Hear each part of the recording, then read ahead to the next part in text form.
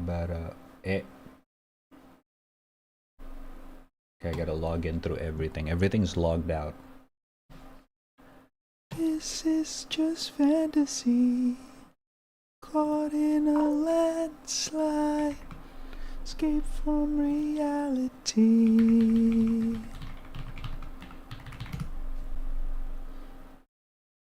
Pretend we aren't here. No worries. I'm a streamer. I'm a professional streamer. I'm a professional.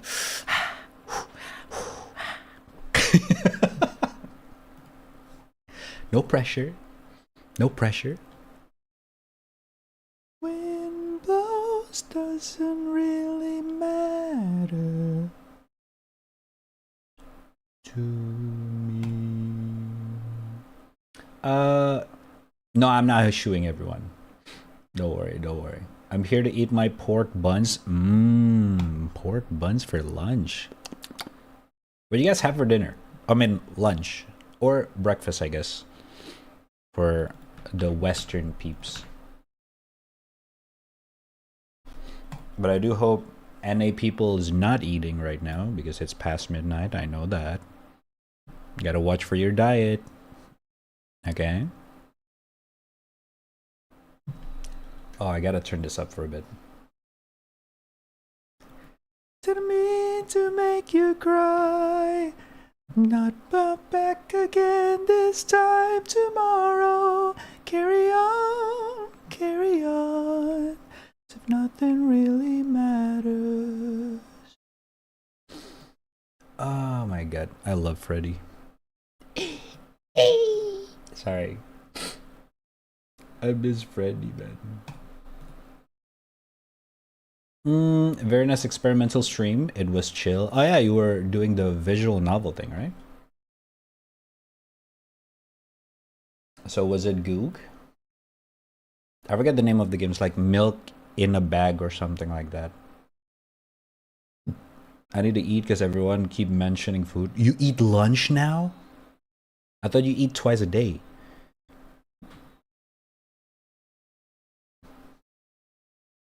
Bum bum bum bum bum.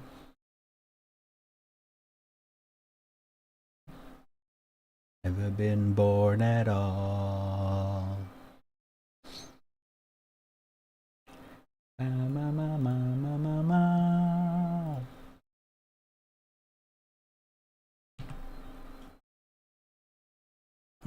I had Chinese ramen. I also had some noodle this morning. It's not ramen though. It's I think it's a Vietnamese bee hoon. I don't know if some of you guys know that.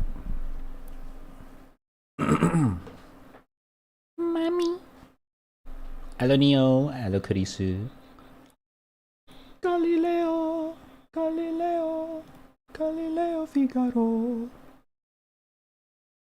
I forgot what I had for during dinner, to be honest. Or it was salad and some chicken. Salad chicken. The first one is a good game. Second one visually appealing, but story was eh. It's not as good as the first one. Classic. Bihun, yes. Bihun. Yeah, bihun. Or I guess the more popular is vermicelli. Vermicelli. What? How do you pronounce that? Vermicelli? Vermicelli? Vermicelli. I'm so sorry. Oh my god. My eyes. Feet. I gotta lurk now. My food is almost there. Almost here. Gotcha. Enjoy your food, Zax. Hey, baby. Just wanna get out. I'm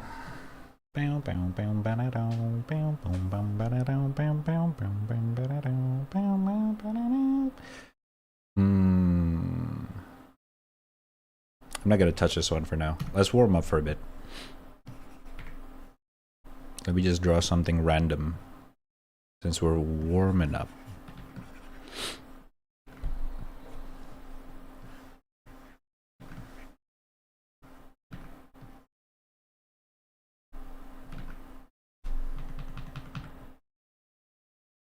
Really matters.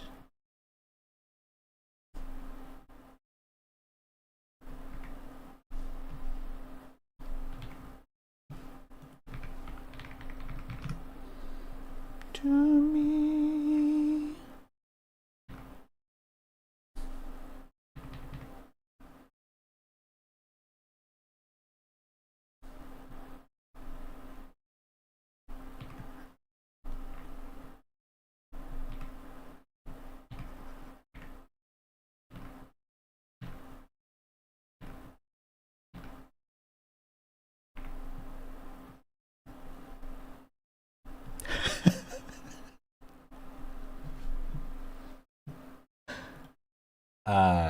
I'm warmed up now.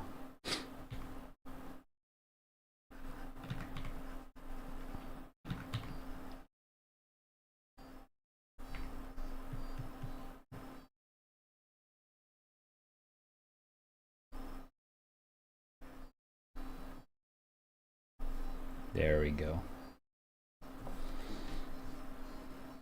Okay, I'm gonna put that in the corner as a masterpiece.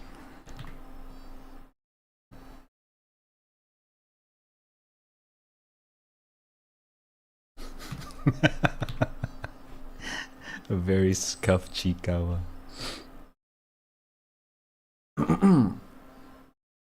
Yeah, for everyone who's gonna get some meal, have a good one. Breakfast, dinner, lunch. Hope you had a good one. Gonna lurk, have a fun drawing, Mr. Rat. Thank you. Thanks for stopping by, Neo. Yeah, I'm gonna be honest. I'm a little bit rusty right now, so I'm just gonna like warm up.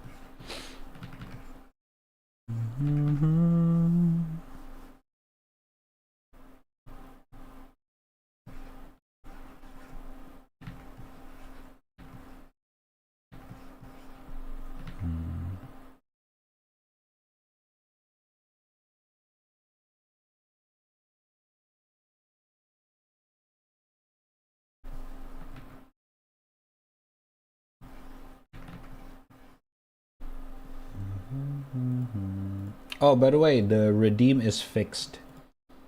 I managed to like re-authenticate. Apparently, because I've been AFK for too long, I haven't streamed for a while. A lot of the third-party services just asked me to re-authenticate my account. So, like this, that works. It is clean.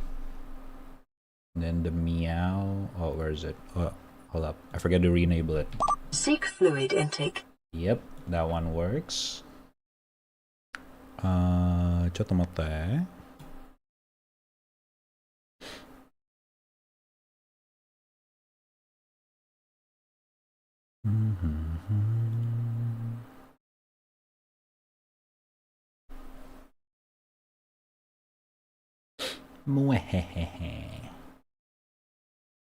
Configure. Bada bing, bada boom.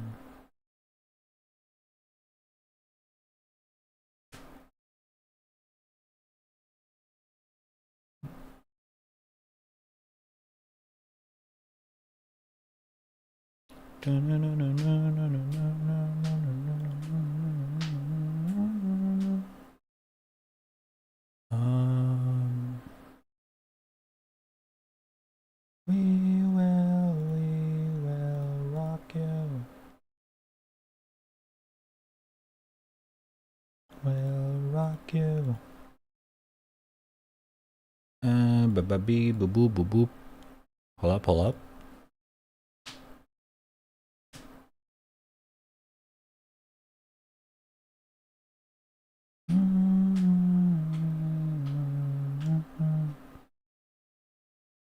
We will rock you.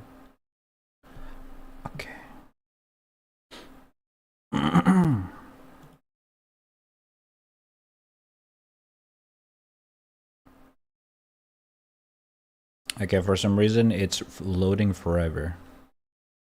Are we still live? Okay, we're still live. All of the third party suddenly is just stuck on loading screen.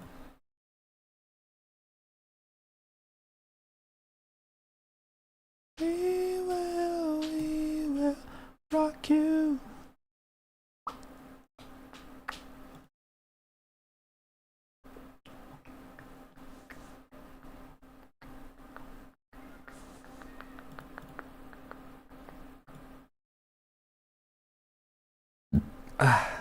Sorry. Boom.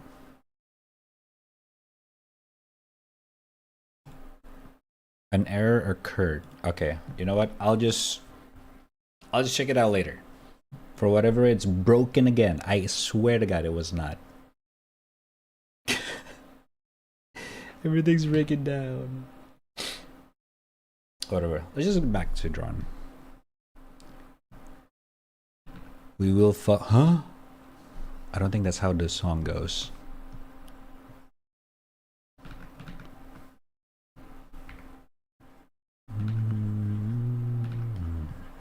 Feel free to request any song. I'm just been addicted to Queen recently after I watched the biography.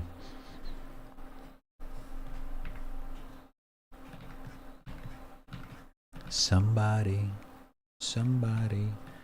anybody find me somebody to love.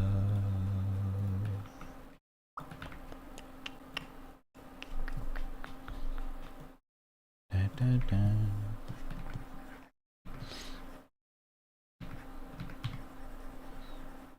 Mm-hmm.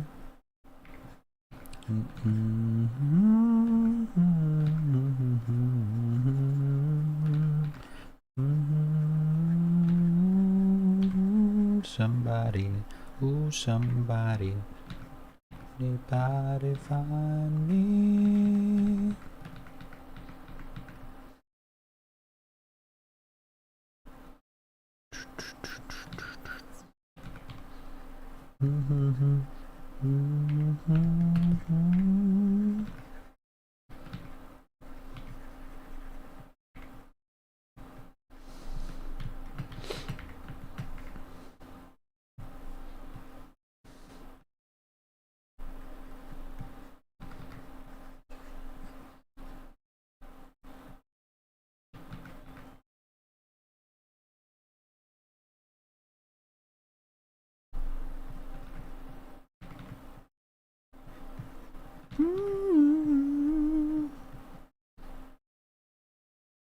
Woo! Oh my God! Can anybody find me?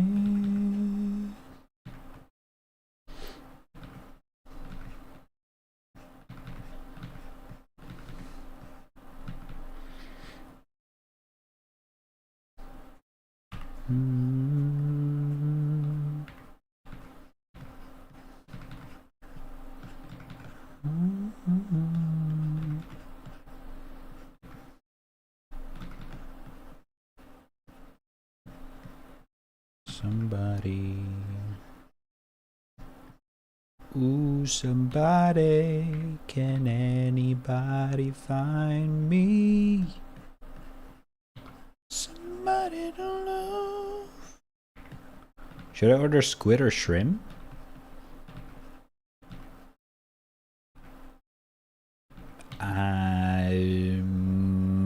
Both.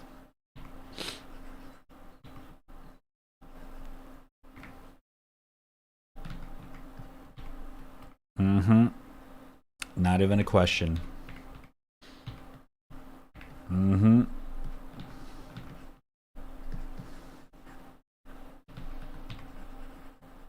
I mean, listen. Squid. What do you call it in English? You know, one of those like restaurant that you eat near a fishing spot. Listen, you cannot go with one. 100K? Okay, why is it so expensive? Huh? Is it for one serving or a family serving? What the heck?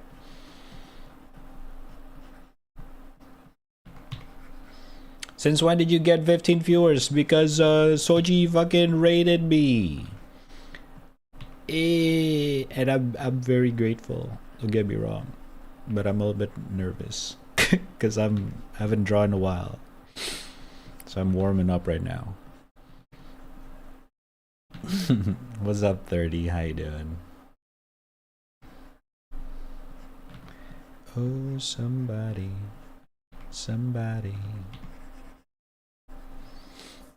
In total, if I bought both of them, if I have to choose between shrimp or squid, I'll probably go with shrimp. I guess it really depends on how they cook it. But overall, I would go with shrimp. I'm not a huge seafood enjoyer. I'm a chicken enjoyer, but if I have to go with a seafood right now, I'll probably go with shrimp.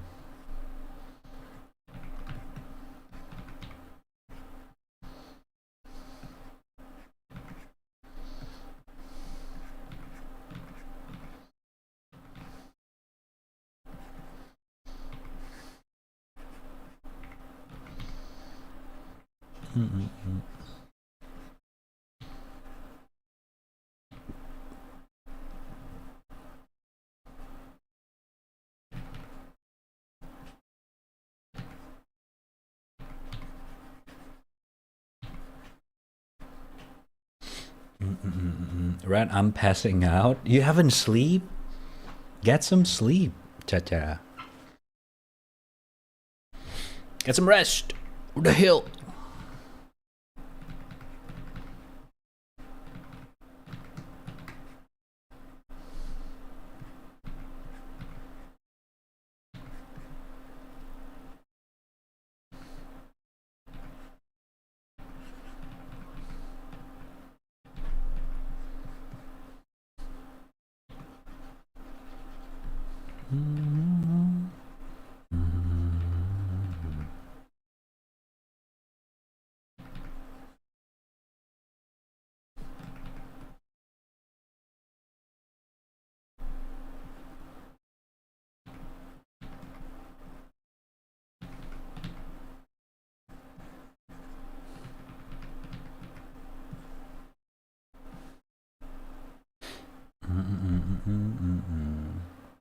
Bro is passing out. I might get the udang tepung then. Oof.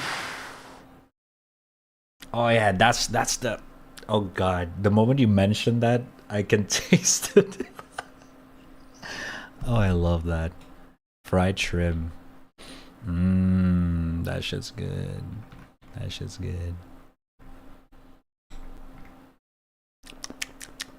Ugh. I haven't had shrimp in so long. Especially if I buy food for myself, I usually just go for chicken and I don't think about it. I need to treat myself sometime. Senpi! Welcome, you're not late. Welcome, welcome. How you doing?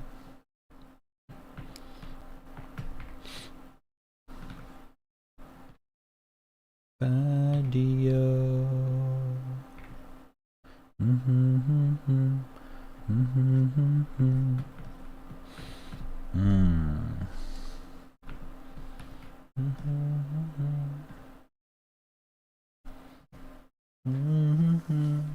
The radio.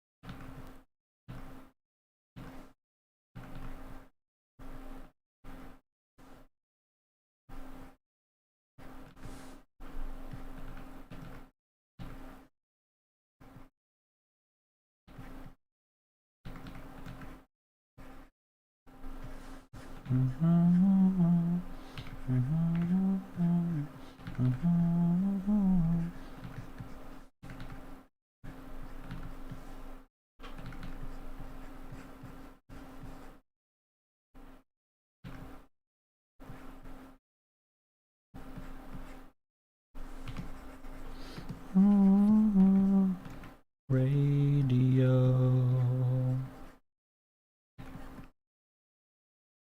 Radio Gaga.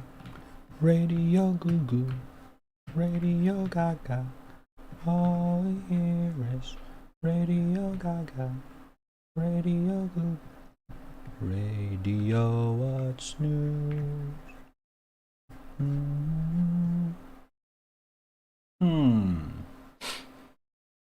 I just had lunch. Ooh. What'd you had? What'd you had for lunch?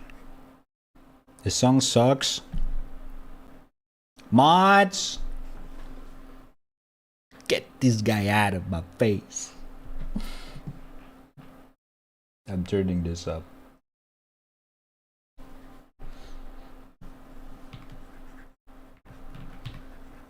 Don't you dare.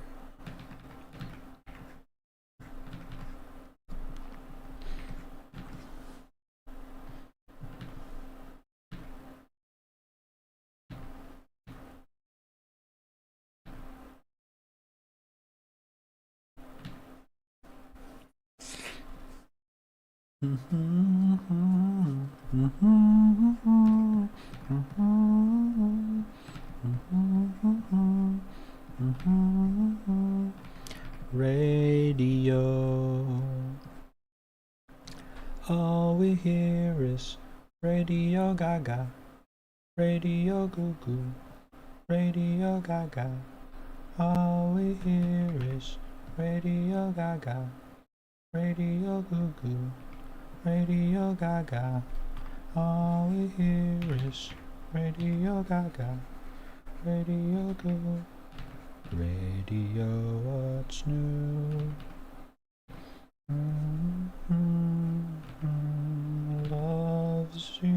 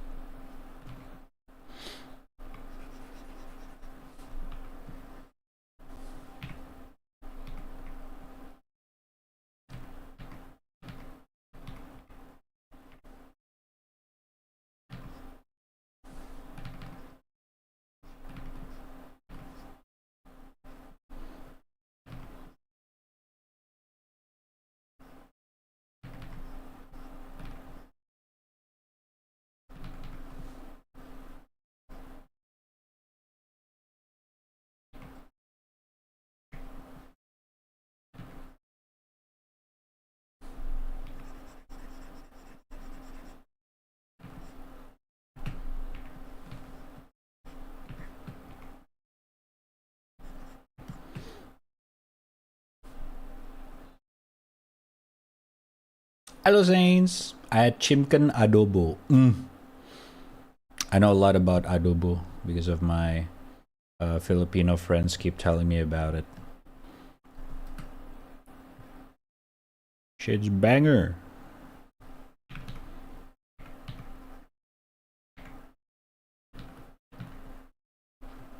You guys keep telling me about some of this fucking fancy ass food. Feel like I need to be creative tonight for dinner. Not sure what should I go for though. You had to buy.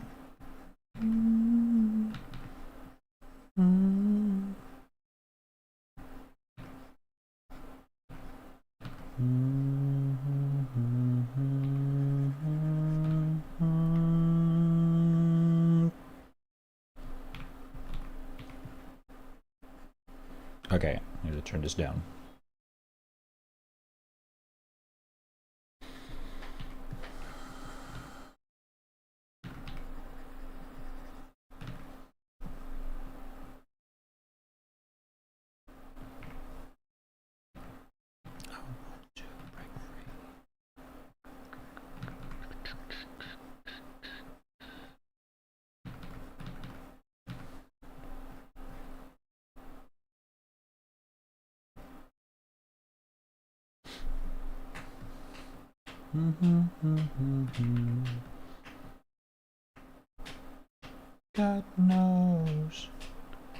God knows I want to break free.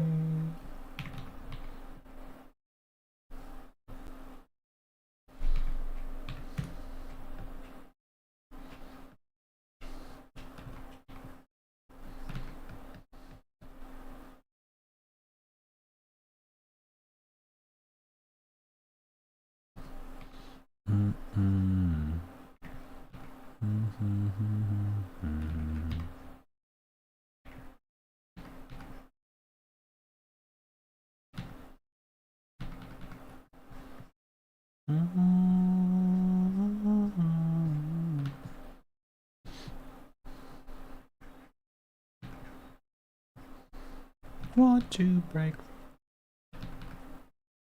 Oh, I want to break free.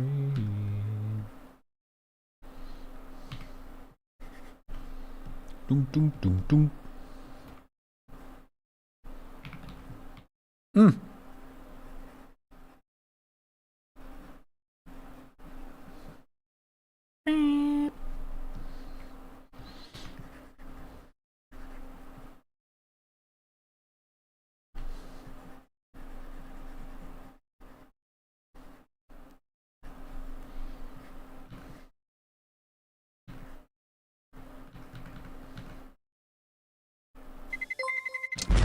Oh, Aryan VG, thank you for the follow. Welcome. How you doing?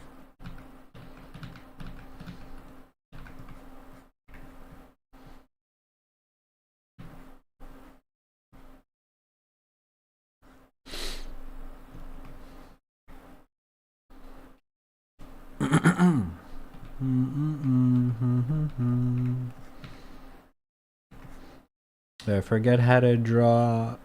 Fuck.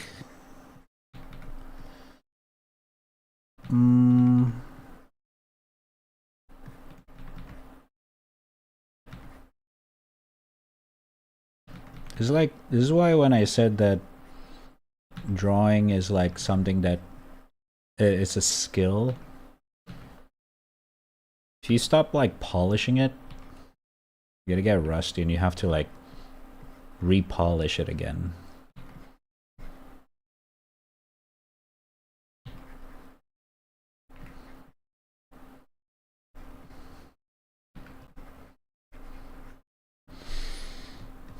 Okay, the butt is not big enough.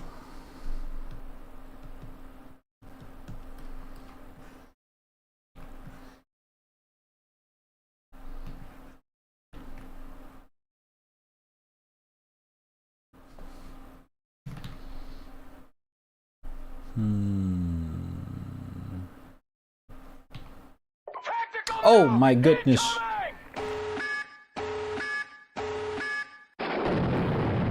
Rarfer Kitsu with the raid. Welcome, welcome, Dongslide. How you doing? How's your stream? Oh, shiz a man.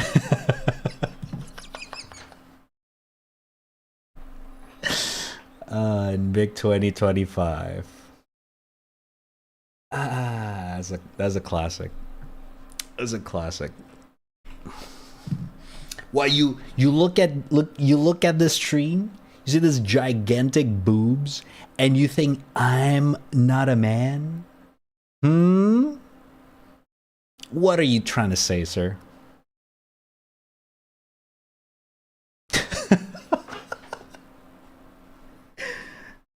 How you doing, by the way? What's up? How am I doing? Chilling. I am warming up again. I haven't drawn for a while.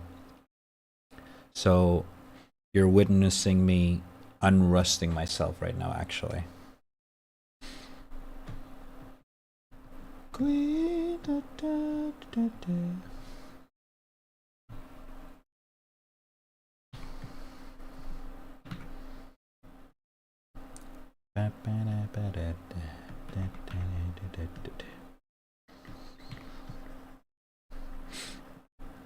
How was your stream? What were you doing? Oh, I forget to shout out. Oh my goodness.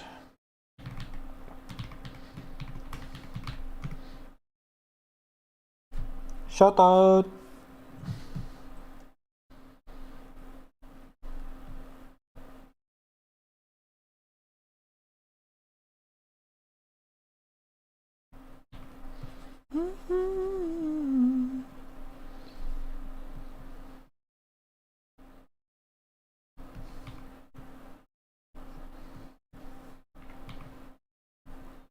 That was great. Noise. The glitch attraction. What is that? What game? I'm assuming it's a game, but what game is that?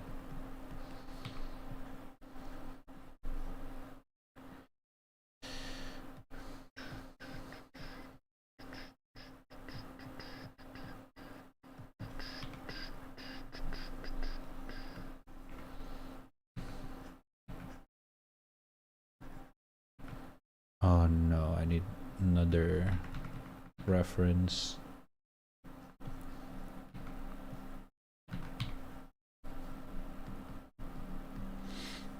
Kill Queen. Da, da, da, da, da, da. Da, da, da, da, da, da.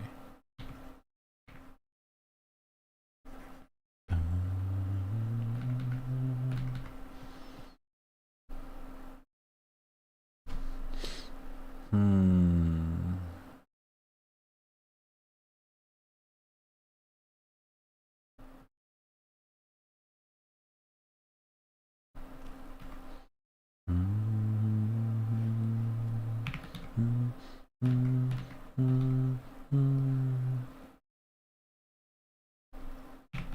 My friend. It's Five Nights at Freddy's fan game. Oh. I do not know much about Five Nights at Freddy's, unfortunately. But I hope it was a good game. I actually never really played... Well, I've played the first Five Nights at Freddy's. Actually, no, I played one of chat's suggestion game called The Art of Creation, which I think is a Five Nights at Freddy's fan game. Correct me if I'm wrong. Any FNAF head in the chat heard about The Art of Creation? I swear to God it's a Five Nights at Freddy's. It has been a while though. The thing that made me play it is like, it was a pretty good looking game. It's like, ooh, maybe check it out. Right? Yeah. That one's pretty good. Really good. To be fair, when I played it, it was like a demo. I don't know if it's already out yet or not.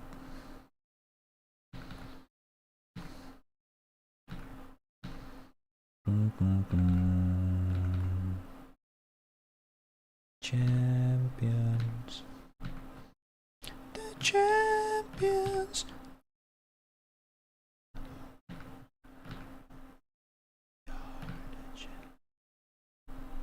Bam.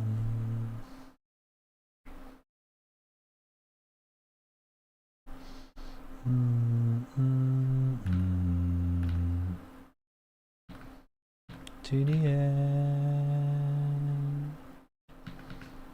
Are the champions.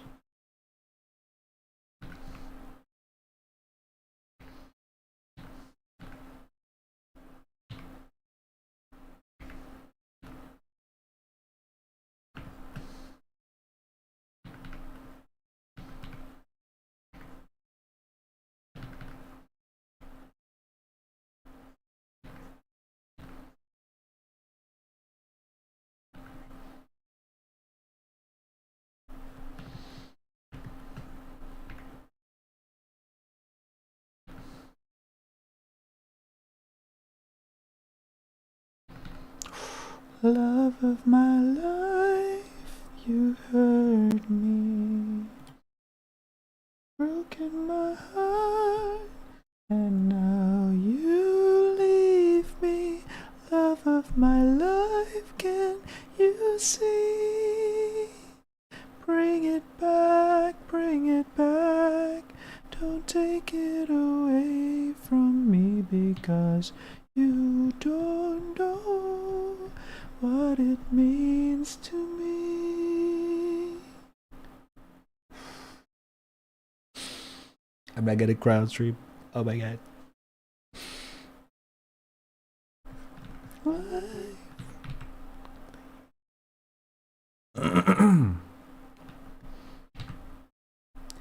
And now desert me, love of my life, can you see?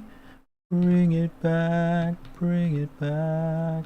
Don't take it away from me, because you don't know what it means to me. Love of my life. Oh, wrong part.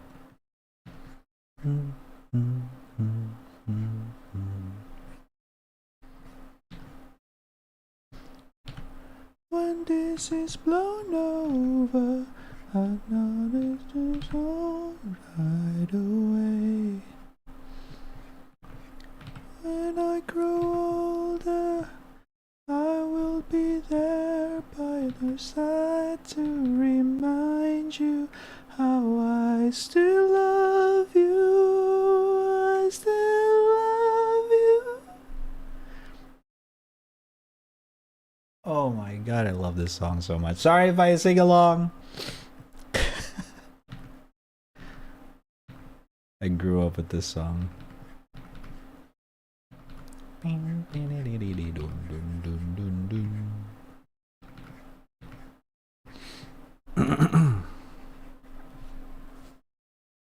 Posture check. Can this Wi-Fi stop? Please buffer this stream. Oh god. Buffer stream.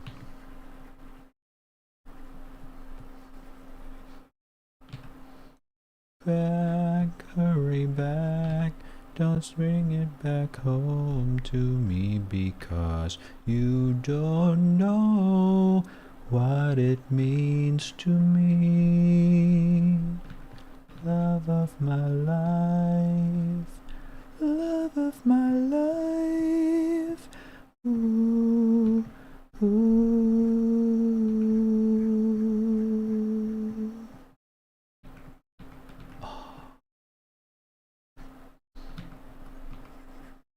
What a beautiful song. I haven't heard that song in so long. My goodness.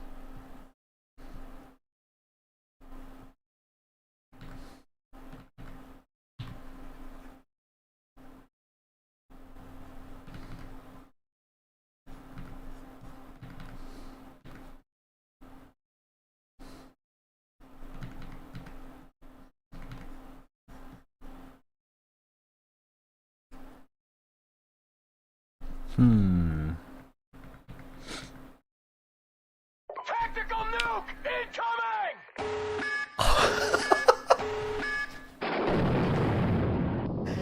Fiamma Rosado with the raid. Dog slide, thank you so much for the raid. How you guys doing? Welcome. Oh my god, Chaz, like the third raid of the day. Oh my god. I feel like I need to put in the title. The fact that I am warming up. Oh god.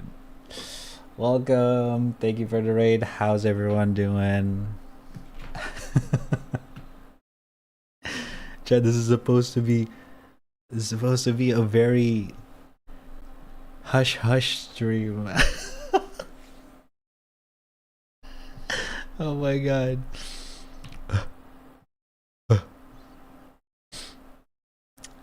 Hello, what up TM School?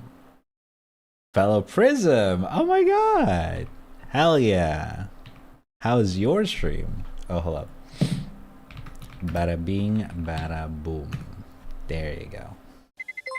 And thank you for the follow. Appreciate it. What were you doing? This is actually like outside of my usual schedule thingy. I just happened to like came back from a hiatus, so I'm kind of warming up. I haven't drawn in a while. So my intention was to start the stream a little bit earlier than usual, so the usual people who watches me is not fully aware yet, so I have time to warm up with just a glitter of people in the chat. And for some reason, everyone is here. So, fuck it, man. Whatever. Oh my god. It was fun. Was trying to figure out shading, lighting, and yapping. Ooh. Shading. Fun. You're talking to someone that hasn't really finished their works and all just like a work in progress kind of sketch. So that's both of us. We both are learning and figuring out shading and lighting. How's that working out for you though?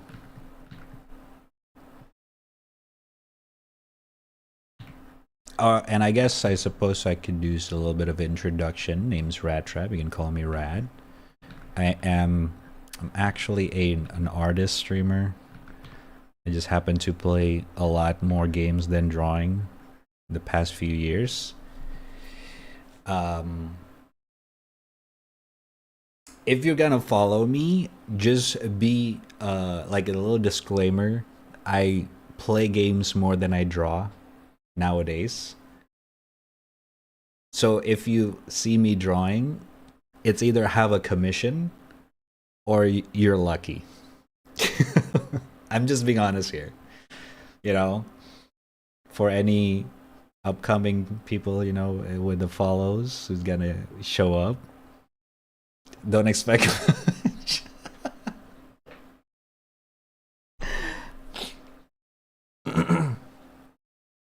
Also, what's up? I'm not one of you. Good try, okay. Is how it be? I haven't done comms in like 5 years at this point. I just draw my fave when I can. That's good. That's how it should be. That's how it should be. Gotta make sure you yourself are feeling it. Know what I'm saying?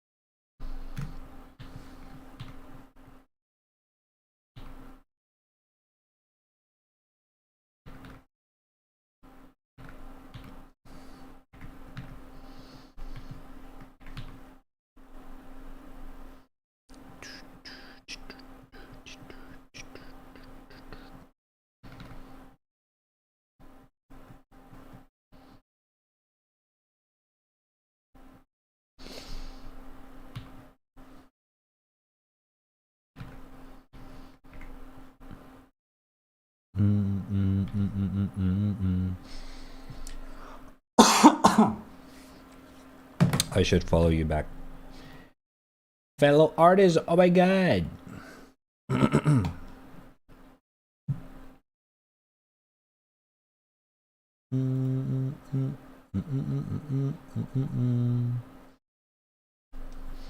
yeah, now that you mentioned about shading and lighting, I really need to get back to that as well. Talking about shading, I haven't finished shading this one. I'm so lazy.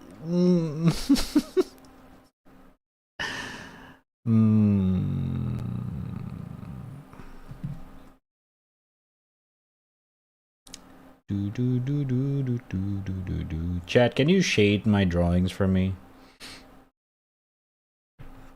I'll give you guys some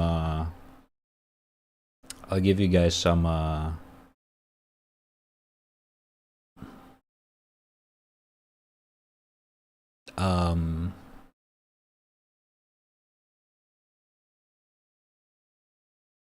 cheesecake? Anyone want some cheesecake? Luke! Hello. Welcome. How you doing?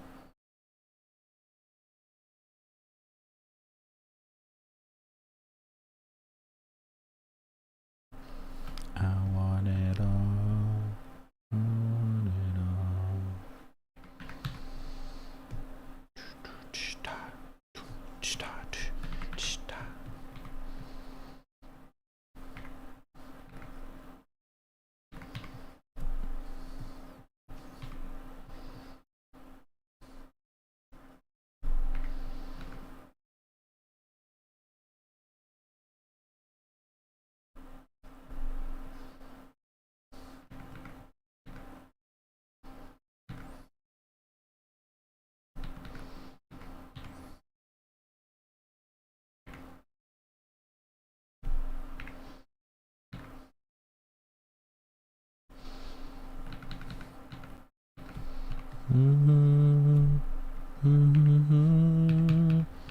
I want it all.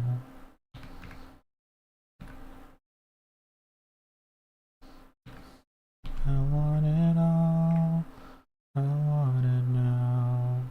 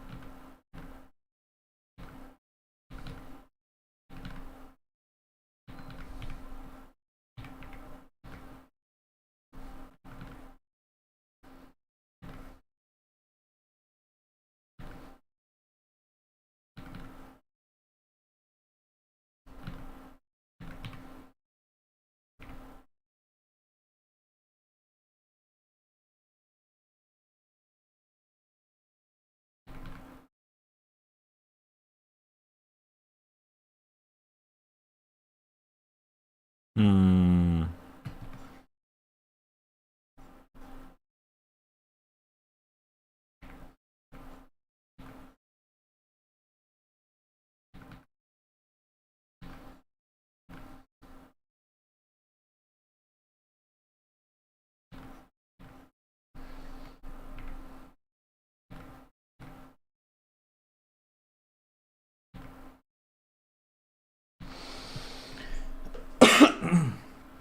Order some cheesecake. It's this time of the year. It's so popular here. Ooh. You should get some. Cheesecake is always good any time of the year. I just woke up. Well, good morning. I passed out again. I'm gonna take a quick nap. Okay. Have a good rest. Good nap. Cha cha. I want it now.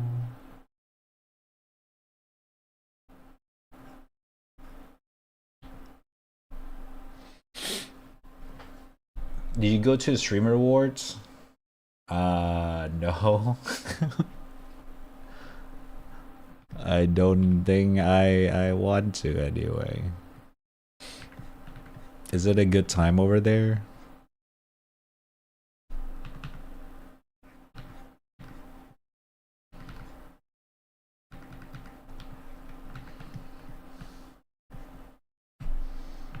I want it all.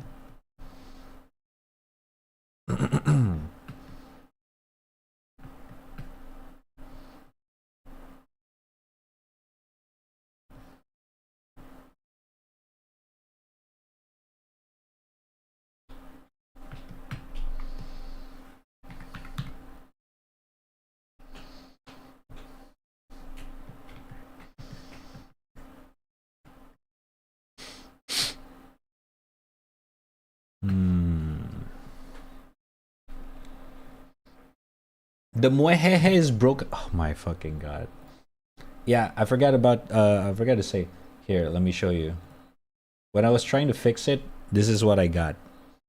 An error occurred. I don't know why. It literally worked right before I turned on OBS. I tested it, and it says muehehe. I was like, oh hell yeah, I fixed it. I start stream, someone redeemed it, and it broke again. What? I don't know why. I don't know why, man. Every time.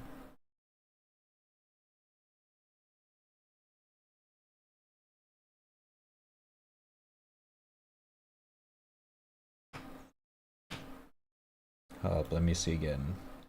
Okay, it's not error again. Let me try. Meow. There you go.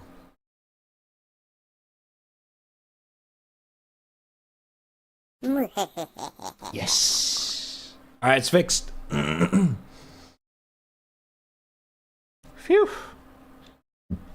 We're good now. We're good.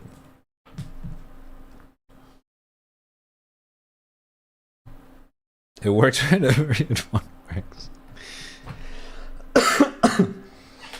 That's what I'm saying. I don't understand either.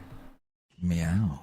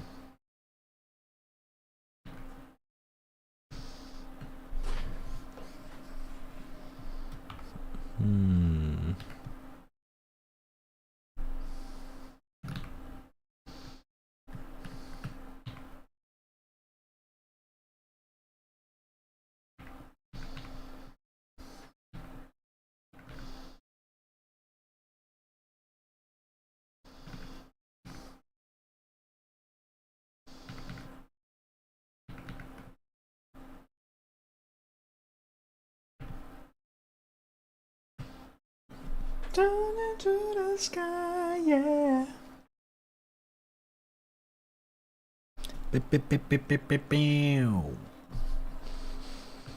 Supersonic man out of you. Don't stop me now. Don't stop me now.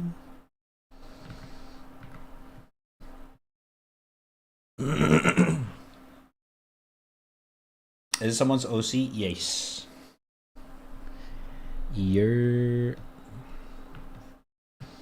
Although I might gonna redo the body. I feel I could do better. Consider this a warm-up. I feel like the line could be better. Explodes.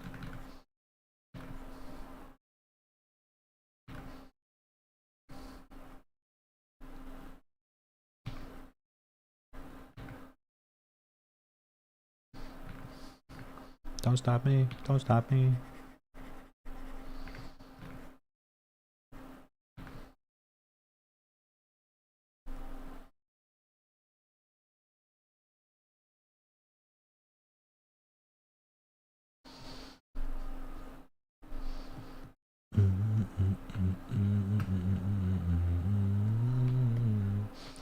I mean, Dang Chat can even use channel points? I forgot. I think they don't have it, unfortunately. To be fair, it's been a while since last time I used dang chat.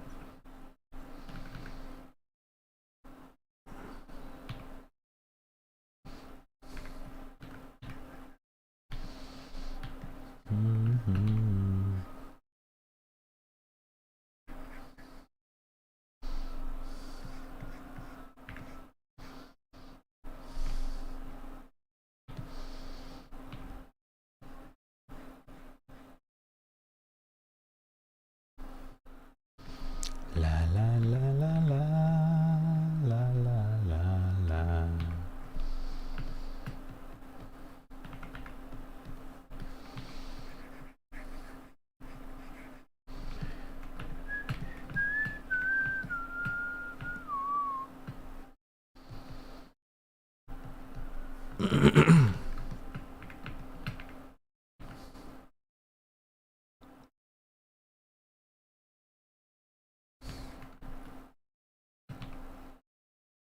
Ooh. The final curtain.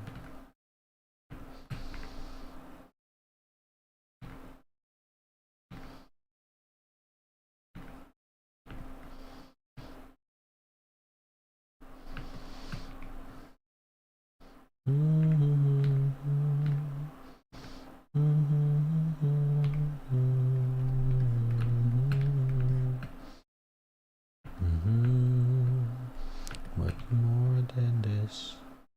I did it my way. Who sings this? It's a cover.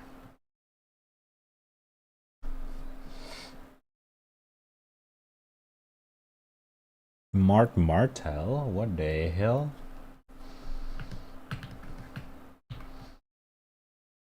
Haven't heard that name in a while.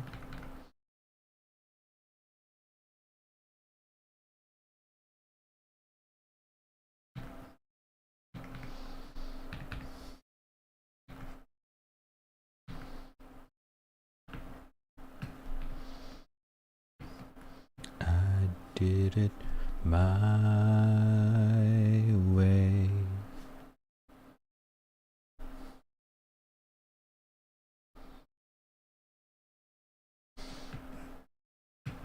More than I can chew. You through it all.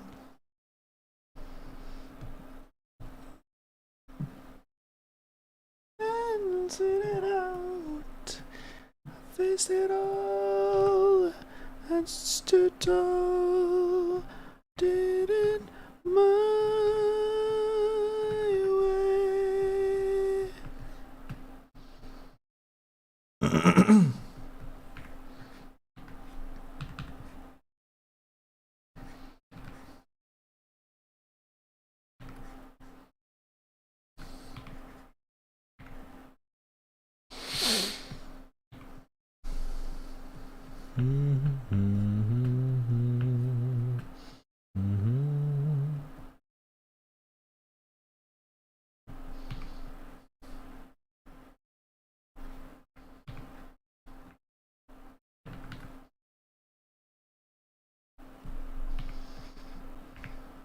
I did it my way. God damn. Good voice.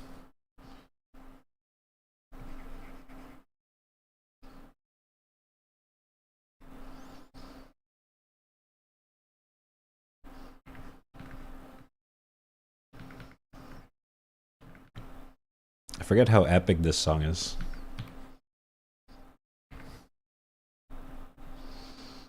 Did it?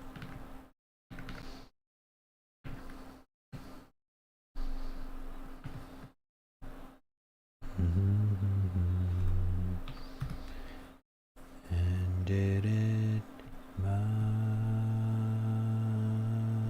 way.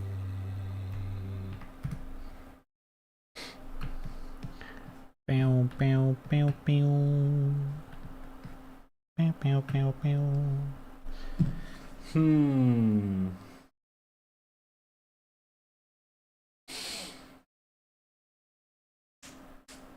my goodness.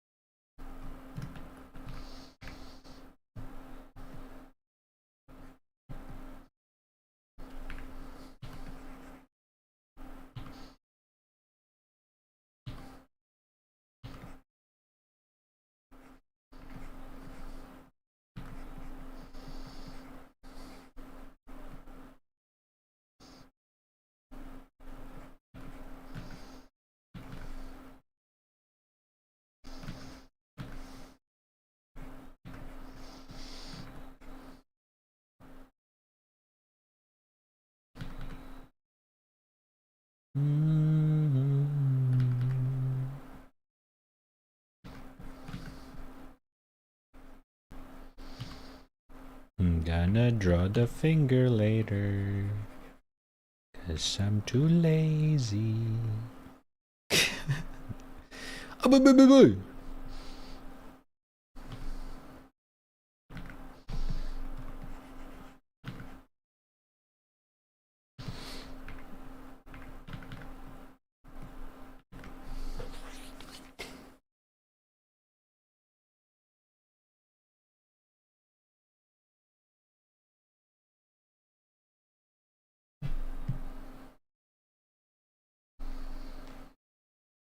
Hmm.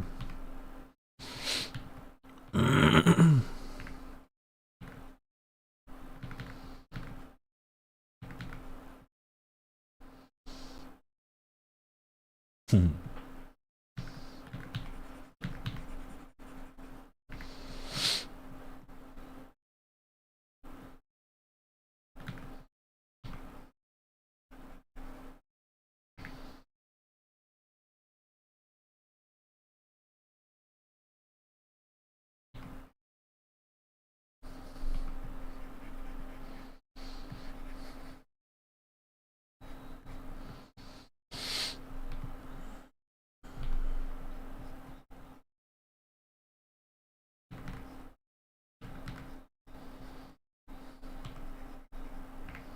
Doo doo.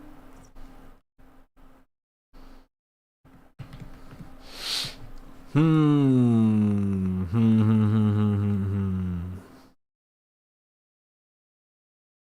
Hold up. Let me think. Let me think.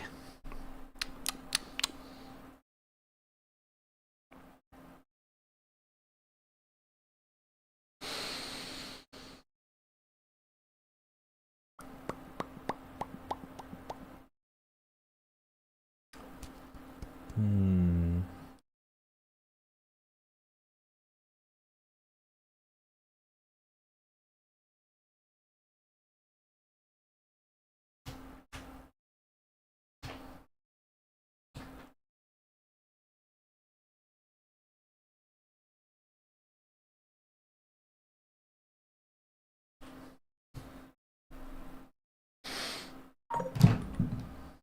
Not bad.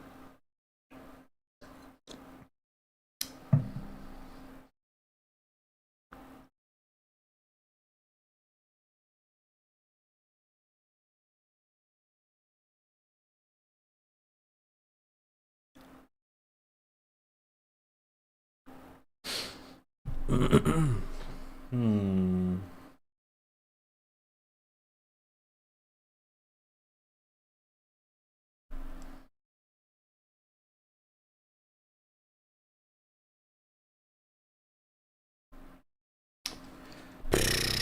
I feel like the post could be better. Hmm. It's not fun enough. Let me put it in a corner for now. Let me do something else. Or at least try to. Maybe front side.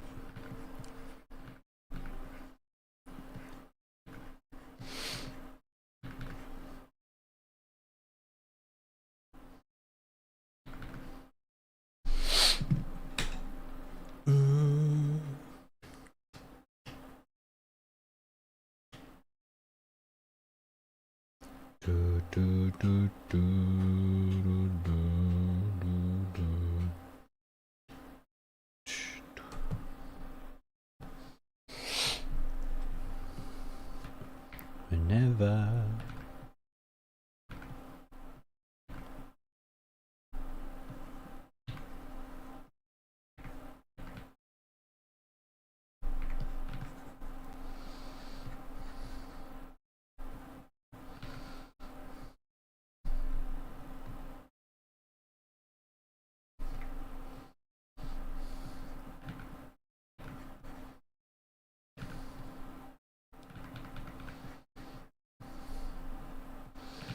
I'll be honest, my brain is not gooning enough to draw something sexy.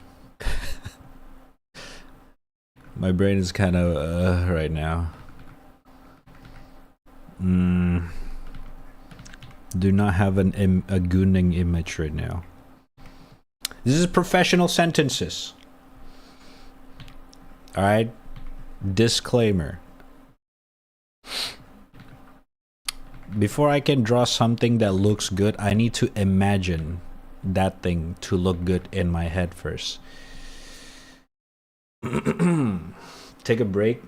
Okay, I mean, I just started. It's been 1.5 hours. It's no biggie. Need some goon fuel game. No, to be fair, usually I just like browse my Twitter or what's the word? Blue Sky to get some inspo.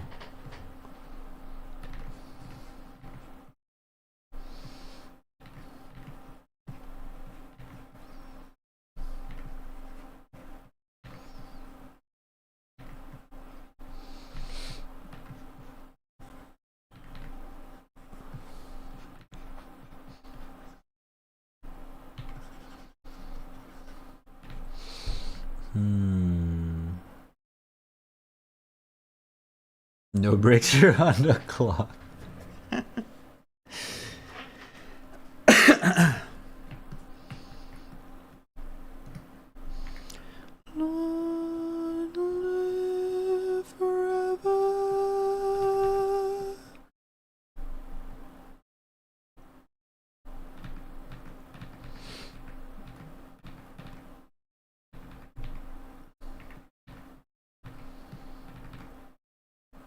I'll take a break in 2 hours mark.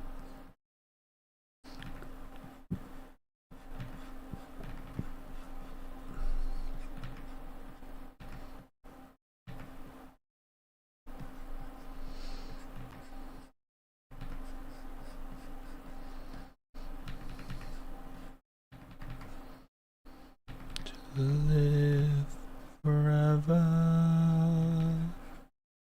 Wants to live forever. Too aggressive.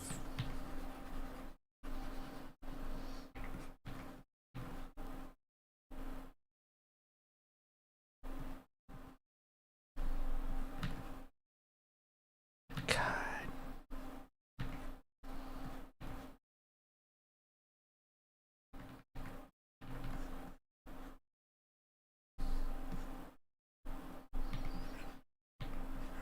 His voice is so good. God damn it.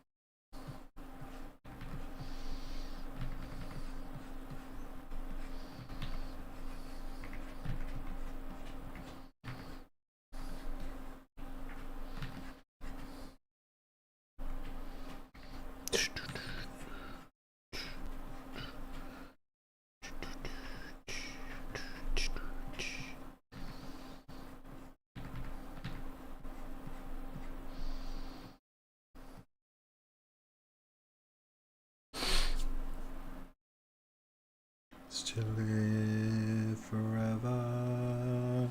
Dun dun dun dun dush. Wants to live forever.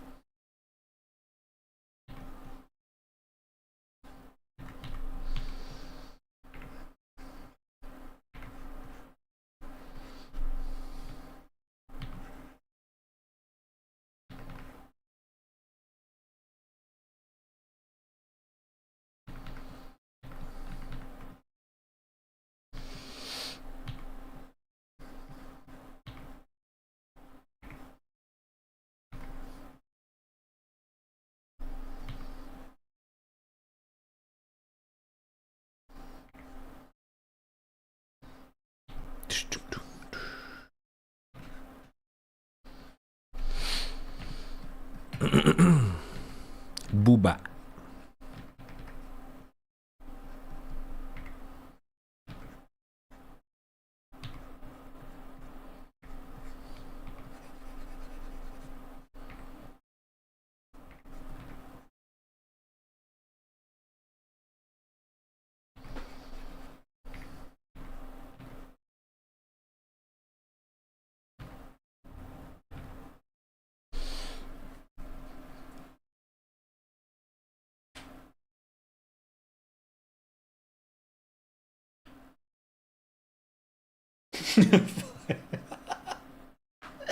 Finally. Finally is crazy.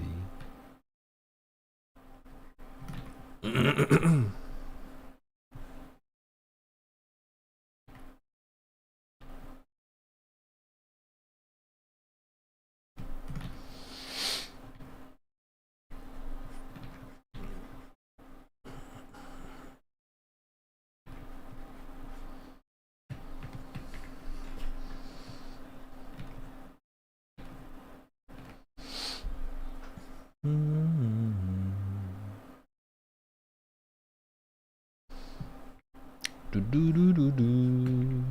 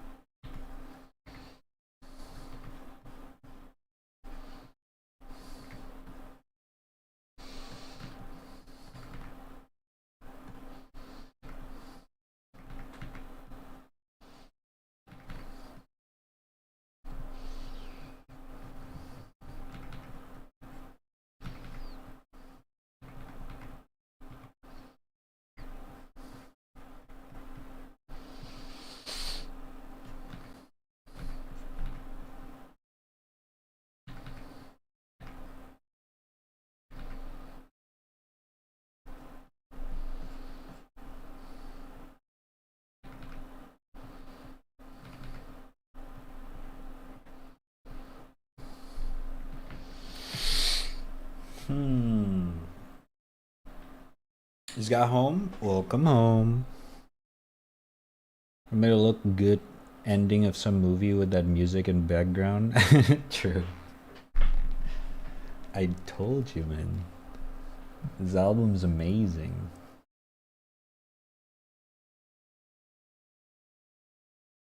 It's a very uplifting vibe.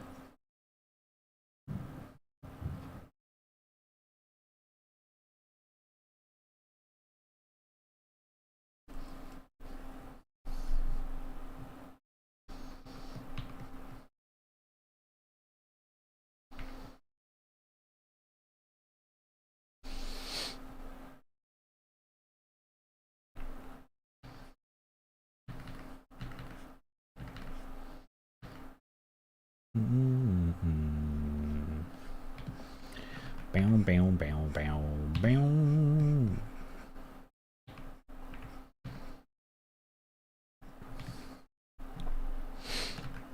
You know, after taking a break for like weeks from drawing and going back at it, I'm honestly impressed with artists who have to draw goon art every single fucking day. Because I know it's just gonna sound stupid saying this out loud, but it's drawing boobs every day is not fun, man. It's eventually like, you know how like in some days you're not, you know, you just kind of, you know what I'm saying?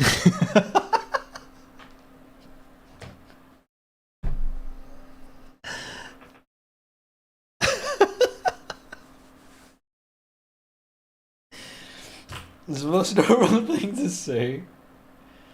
That's fair. Yeah, I don't know. I'm really impressed with artists who can do this every day. It's actually crazy.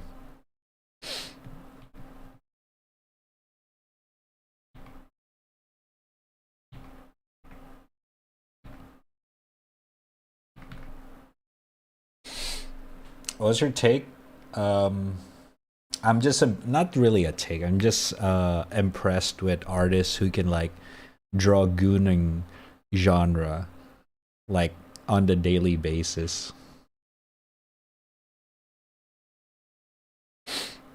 Like it's fun to do it, especially when you nail it. Like this one on the left, I really like how it looks like so far.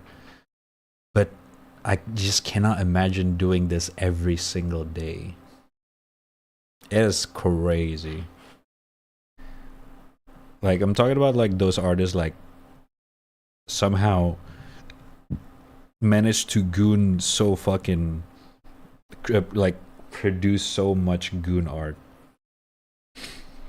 Maybe they have some in their library and they just kind of like post it every now and then, kind of stuff. I can imagine that, but still.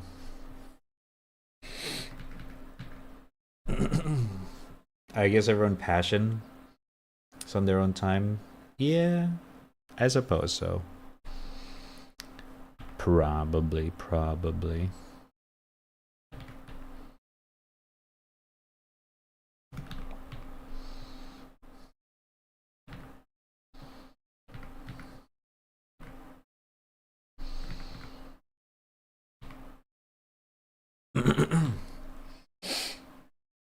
Oh my god, I just realized I haven't saved at all. Oh my god, I just pressed Control S and like create new save file. Oh my god. If I lost it, I was fucking scream, dude.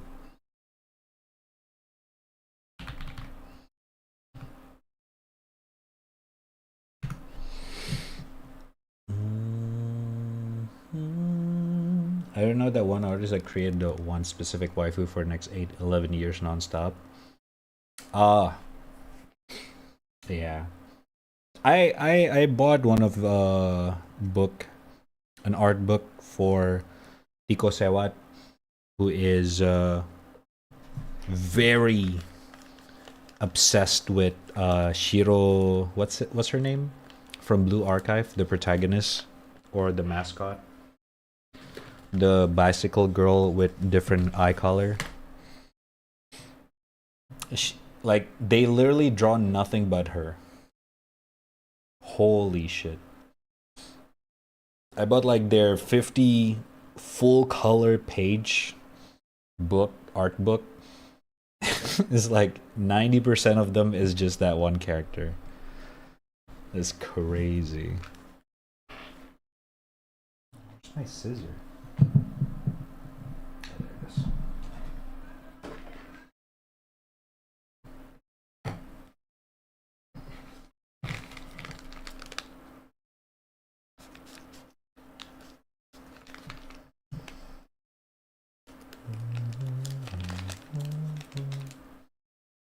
Jeez. To be fair, their art is really fucking good though. That's why I bought the art book. Really, really good.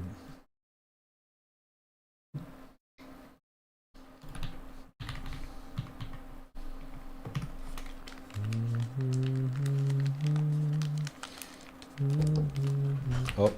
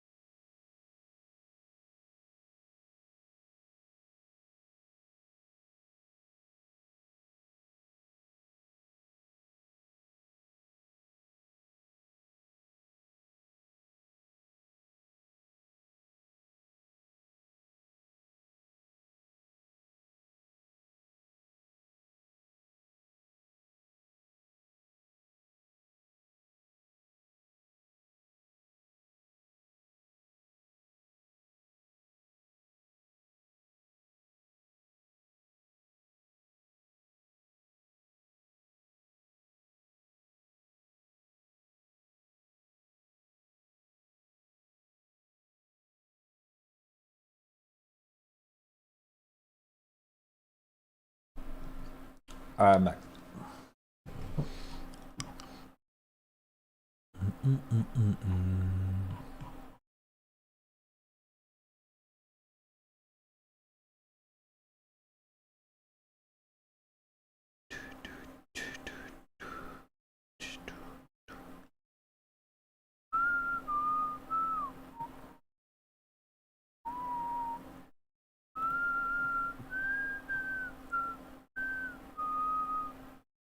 Here, look at this.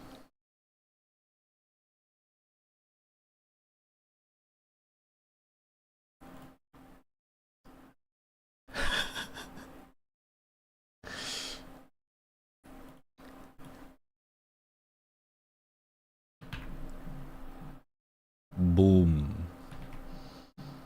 Is this their tweet saying that this is like all they draw in the whole fucking 2025? Now, there are some like different characters, but like majority is Shiroko. It's actually insane. The obsession, dude. To be fair, I also really like her design. When Blue Archive was announced and not out yet, the Shiroko was like the mascot of the game. It did kind of hook me into downloading it.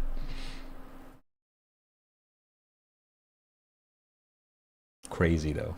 Crazy.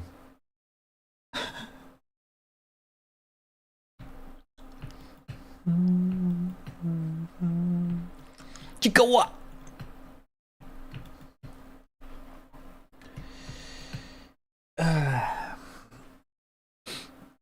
I would love to have this much passion to 3D models. I'm fighting one single car interior now for about 4 months. Well, to be fair, that's probably like similar in a different way, considering you're like dedicated to it. Arknight has so many art can be inspiration. True. True and true.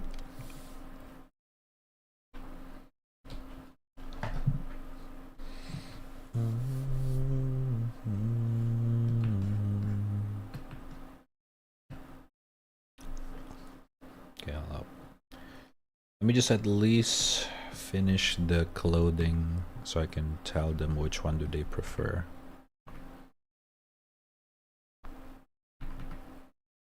And then we can just commit to one.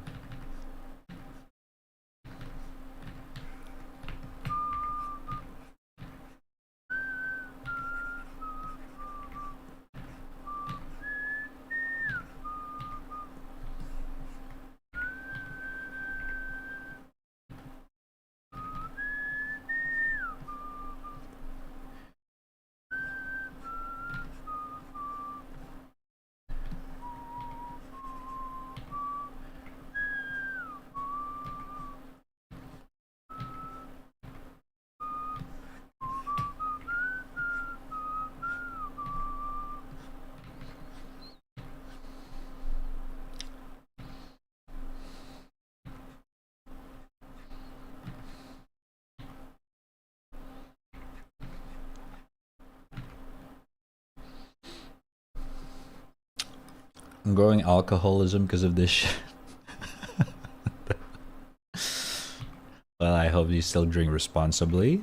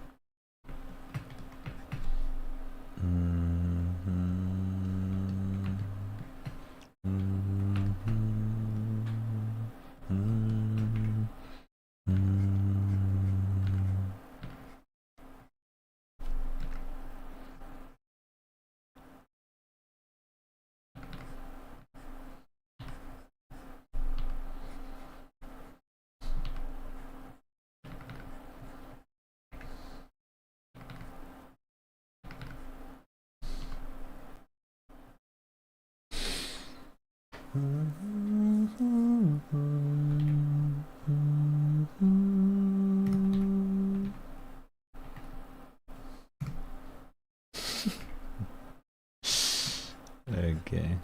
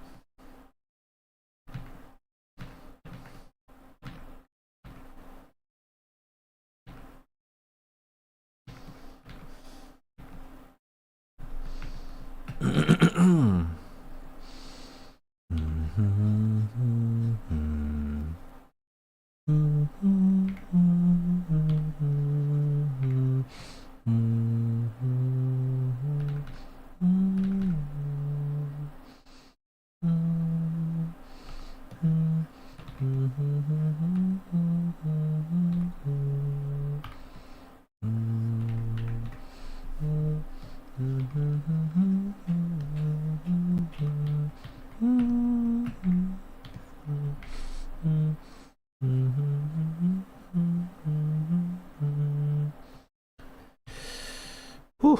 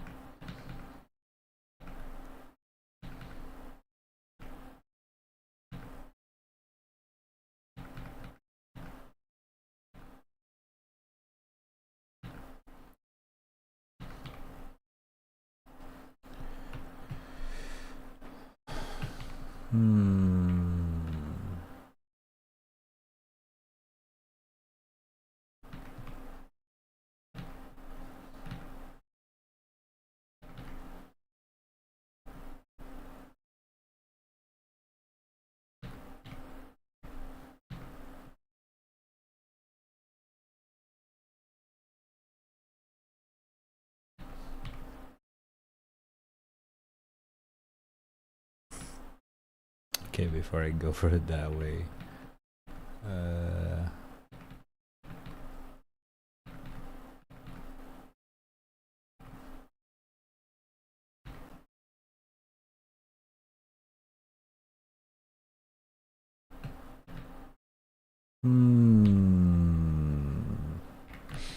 Nice fanboy. Okay. Nice definition of femboy. Let us know how you doing.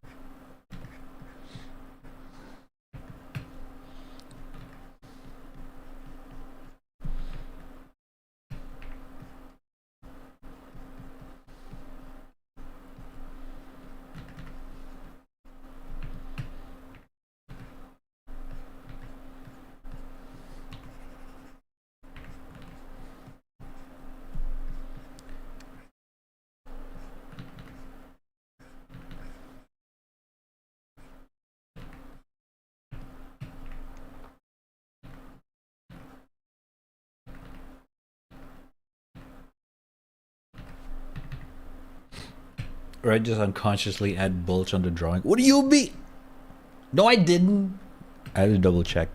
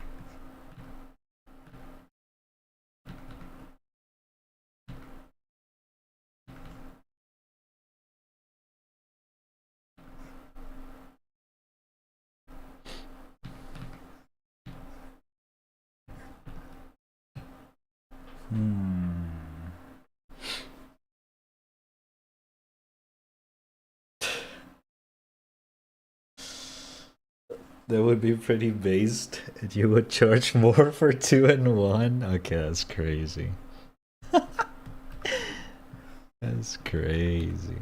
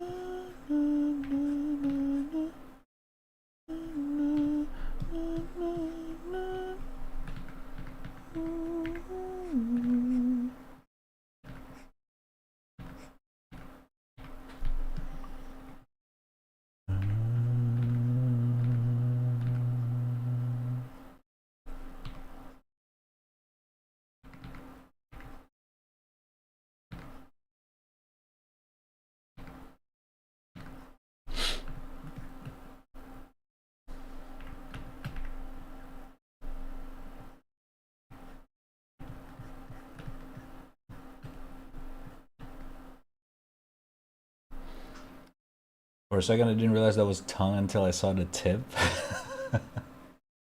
Yeah, I'm trying to figure out how to make a good looking tongue that is extra long. Because I'm gonna be honest, I don't really have an experience in this one. So we're gonna figure it out as we go.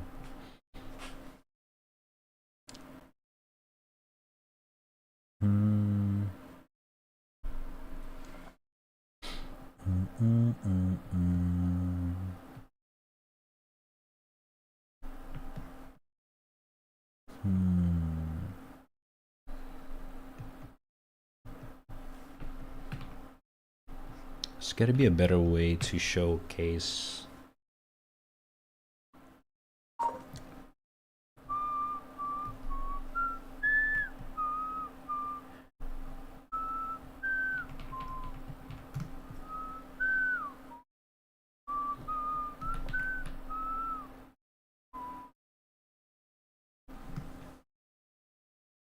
Um,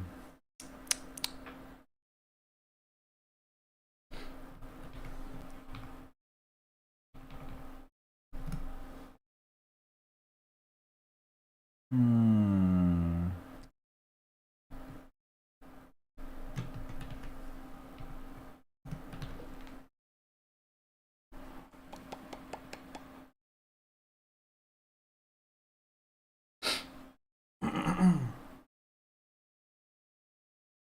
With that tongue, you could make a Lamia girl.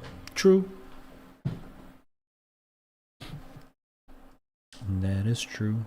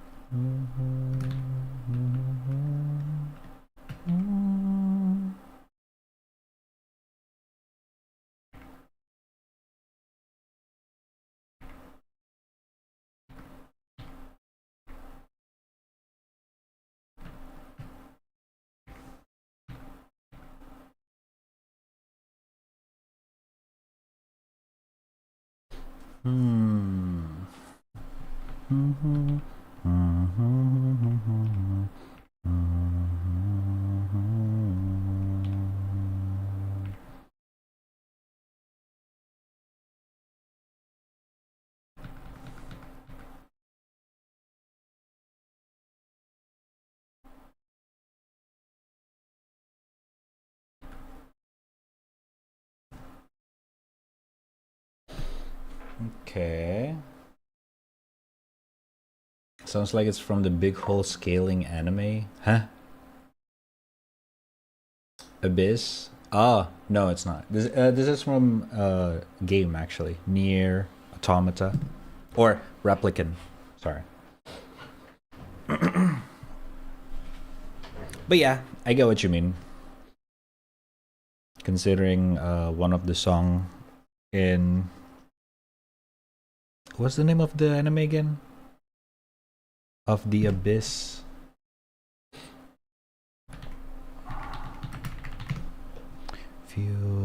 Made in Abyss. There you go. The theme song does have a thingy thing.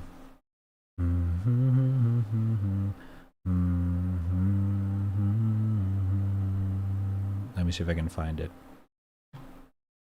It's kind of nostalgic.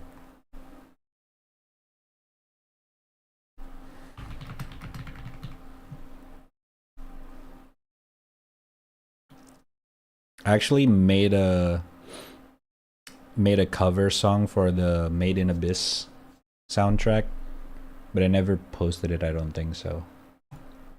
So it's a little bit, doesn't really sound that good.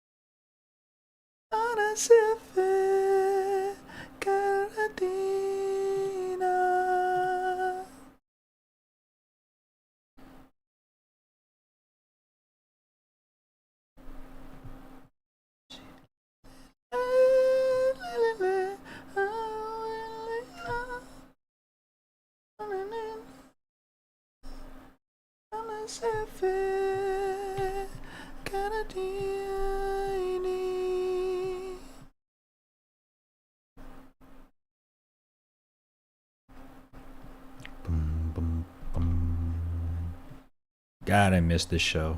Such a good one. It's a very fun show.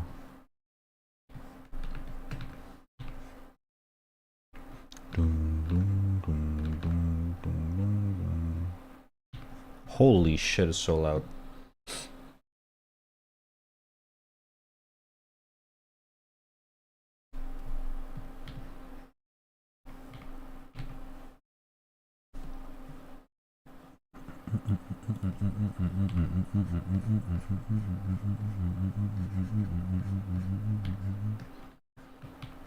Halalala, sela, halalelu. Si vivile, sidina, hawilela, halalela, hanazefe, karadina.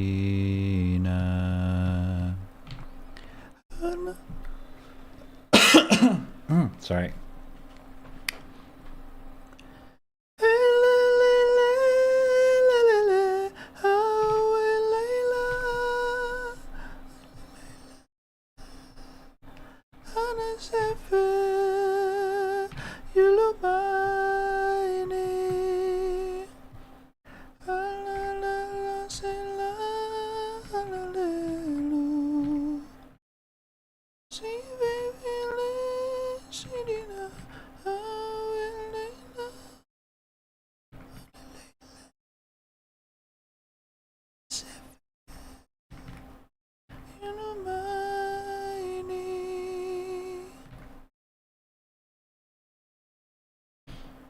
Ooh, wait a minute. Eh.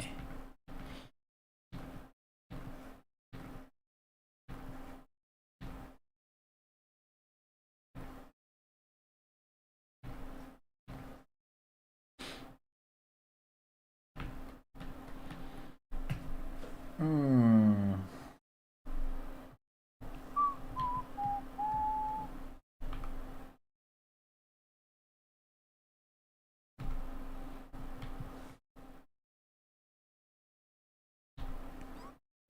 Oops, sorry.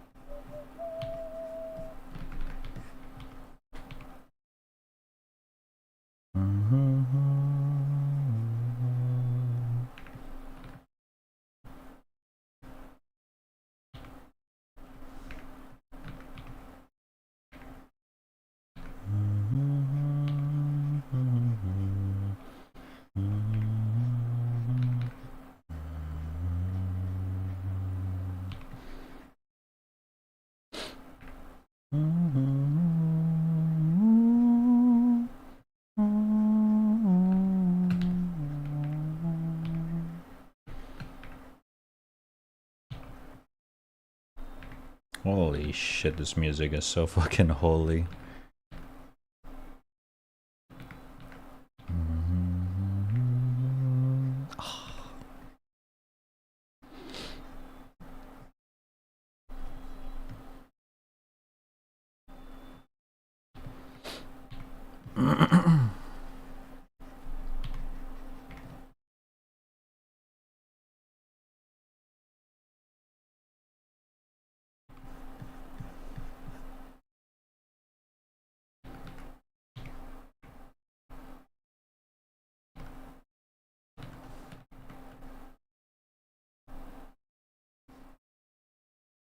Oh my god.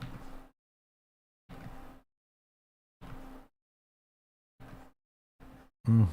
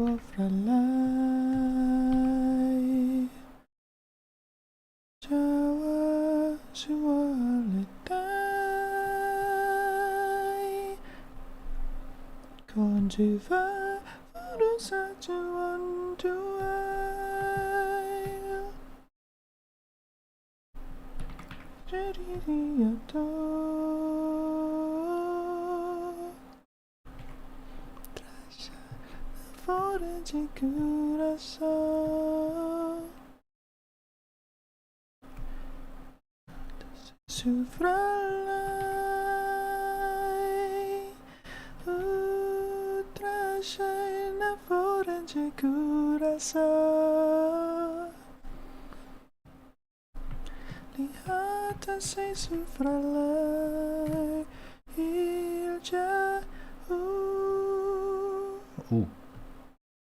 God, the piano.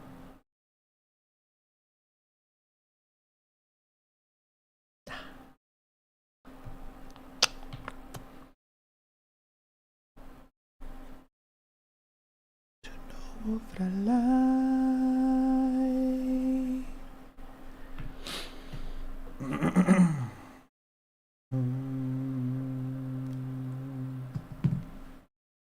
Conjuvai from dual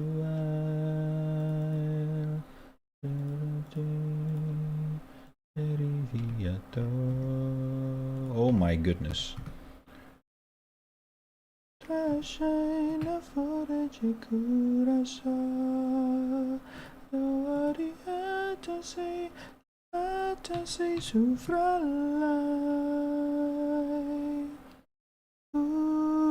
Trashina forage curasa. Though he had to say sufralai. Kisha. Oh my god. What the fuck? I forgot how good that song was. Grandma!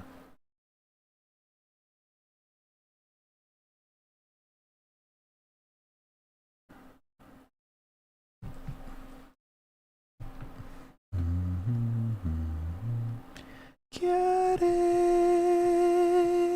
fu palitando briave sane imundra luno sofla monusio naganero isa se tu flanesho luri sina selvire luri ansatalite luri ci fala sabu luri andala setru.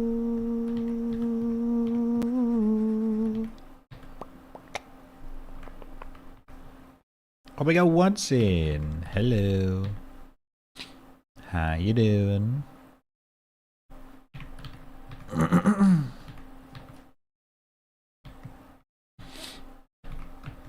Chiare upalita du priave imundra luno sofla onusio naganero se tu flanesho.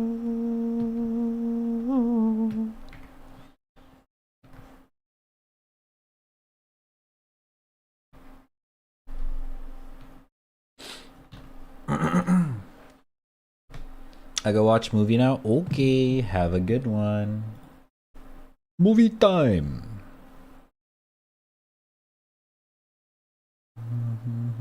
On my way home, go to DC in a bit. Ooh, safe trip. Poggies, poggies.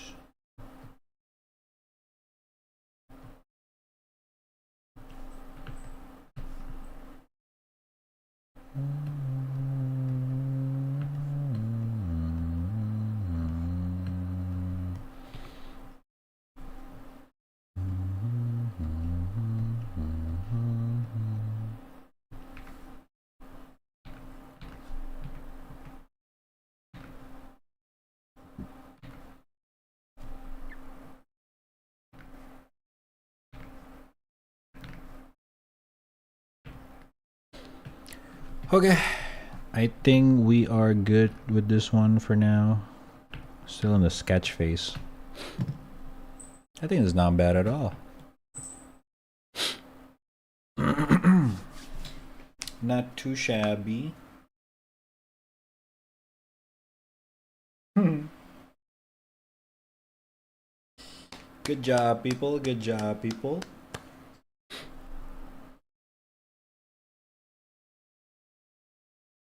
Good job all around.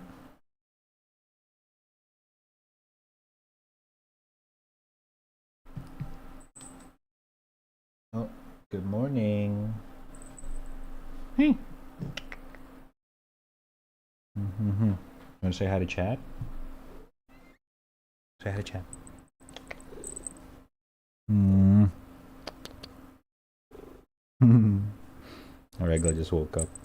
Say hi to chat. Hey, say hi.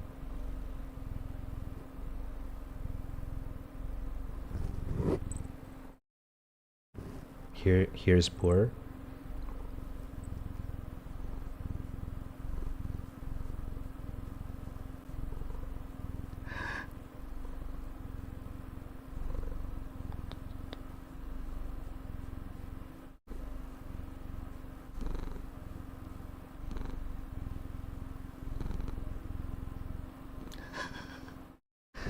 It's purring so loud. Can you guys hear it?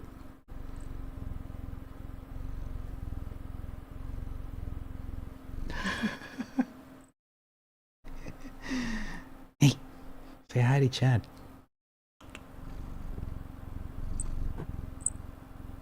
Don't just purr. Meow. Say it. Meow.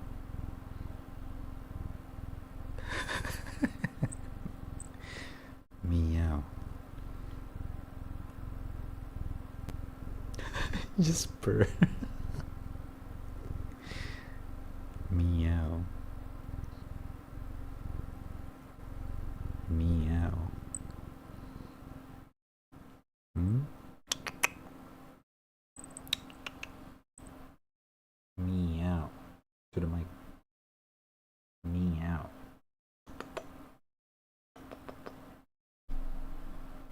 No? Meow. Say it with me. Meow. Oh. He's sleeping on my arm. Oh my god. You're so... And now he's sitting on my tablet. Or tablet.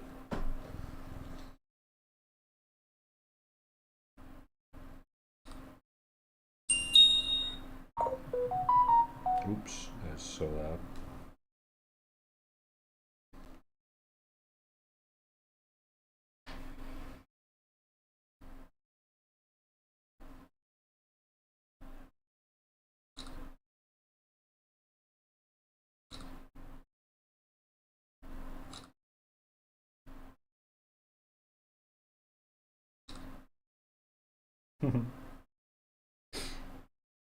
Here, let me post the picture in the Discord. Looks like it's time for me to take a break. He says stop.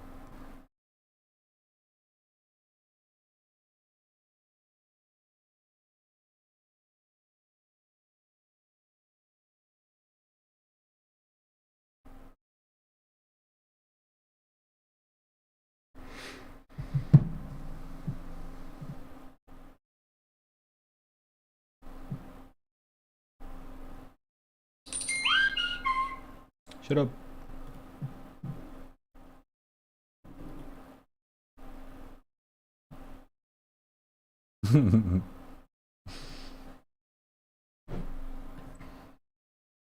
Oops. Oh my god, your breath. Ew. Smell like tuna. There he is. He's currently sleeping like that. How am I supposed to draw now? What am I supposed to do? Mm. Mm.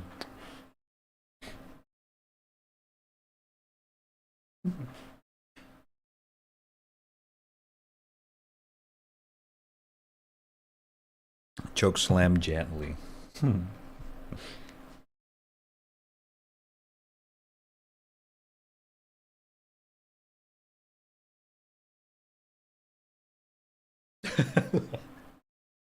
Let's say just watching from the bed. A follow-up picture.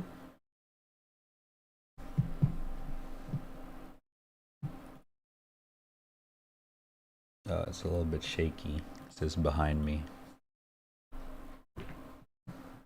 Buh.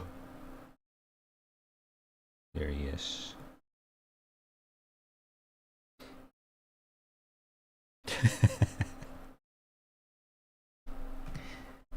He's just being chilling in the back. Me, me, me, me.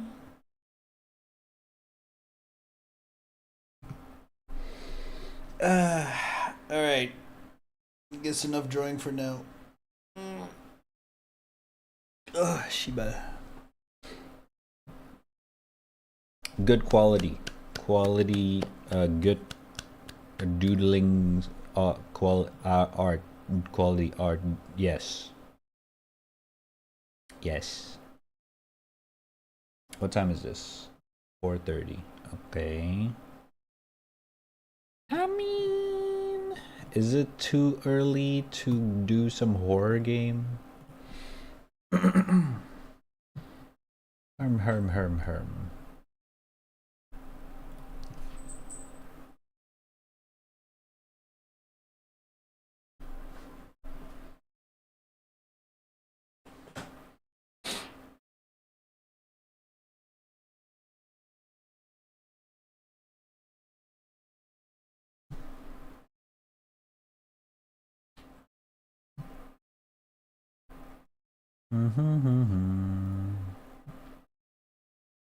React time, we could do that. Sorry.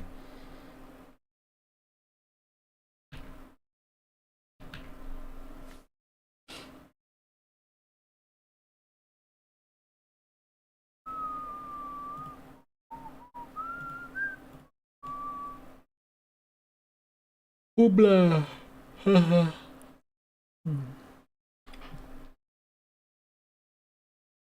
How about this? Let me check if the dinner is ready downstairs before we continue with our next segment. Hold up.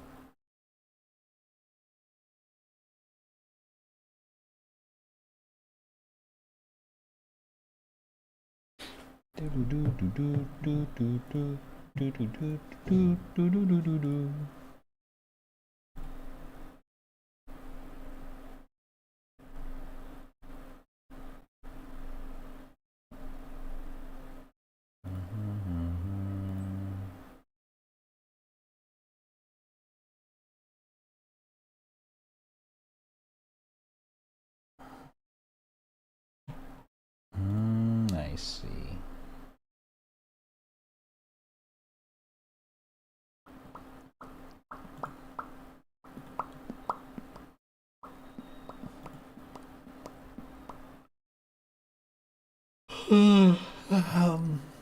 Oh, sorry.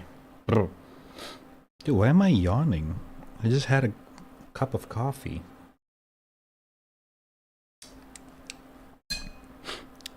Maybe it's due time for a second cup of coffee.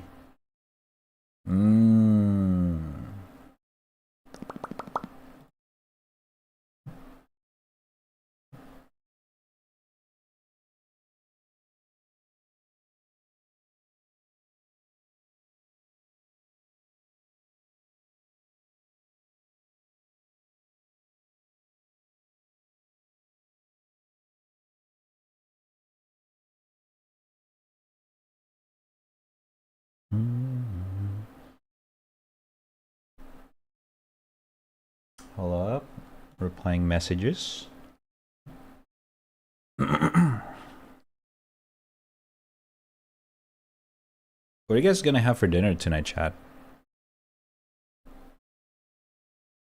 Dinner or I guess lunch for EU peeps?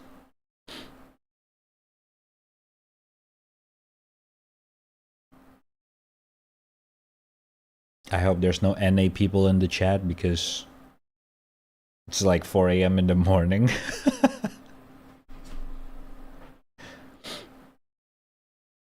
You better not.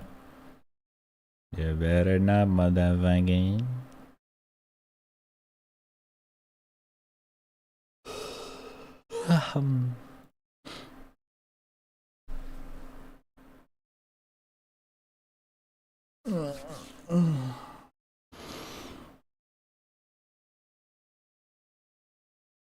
Rice vegetable chimkin. Perfect. All around. Rice vegetable. Dinner with your mom. Okay. Okay. All right, buddy.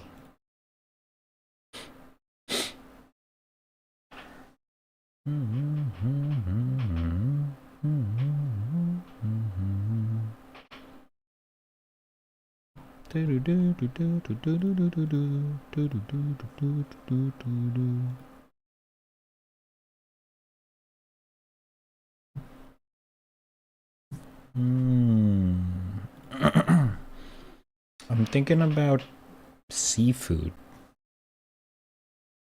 Since earlier Vay was talking about shrimp and squid.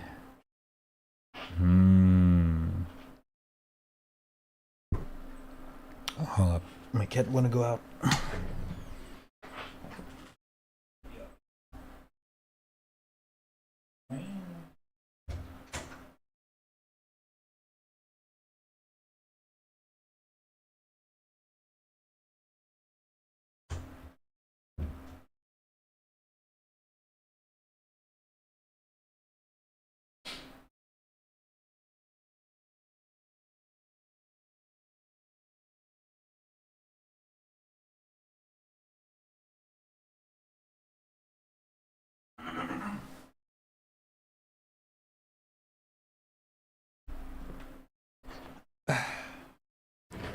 Rice and chicken is pretty seafood, huh? I don't think there's an underwater chicken. Coming over to have a dinner with Rad and his mom. Nice. Good one!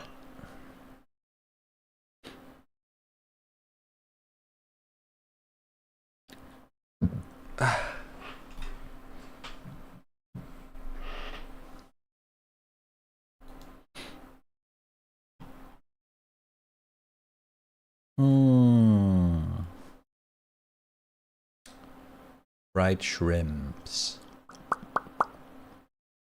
Seek fluid intake. Oh, that is true. Hydrate chat.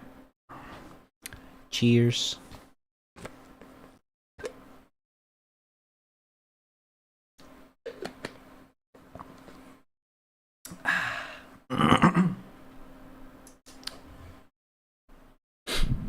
Do do do do do do do. Do do do do do do do do do.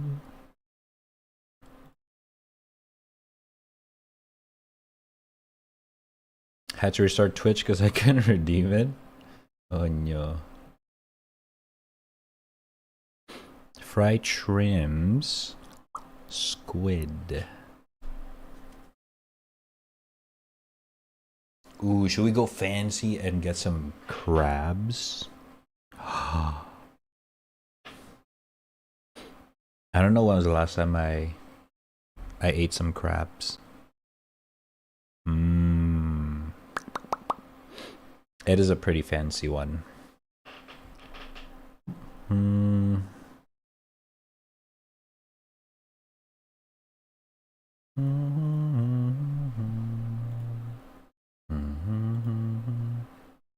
Actually, do you guys like crabs?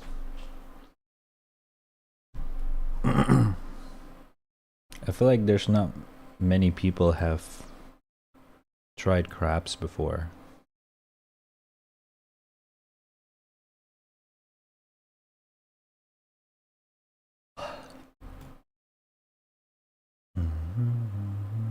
Landlocked.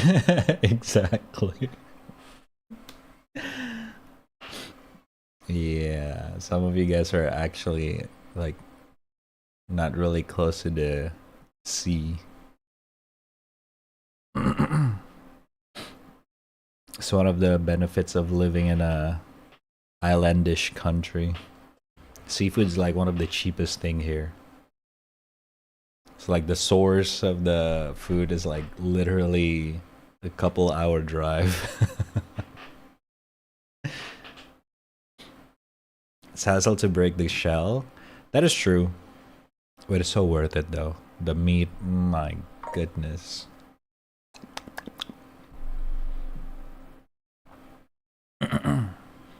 But I heard it's also like not very good to eat crabs too often.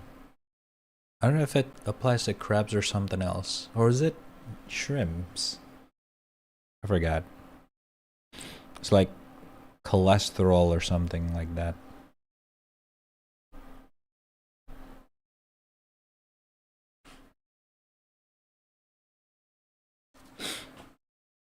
I had shrimp spread and once shrimp's pizza.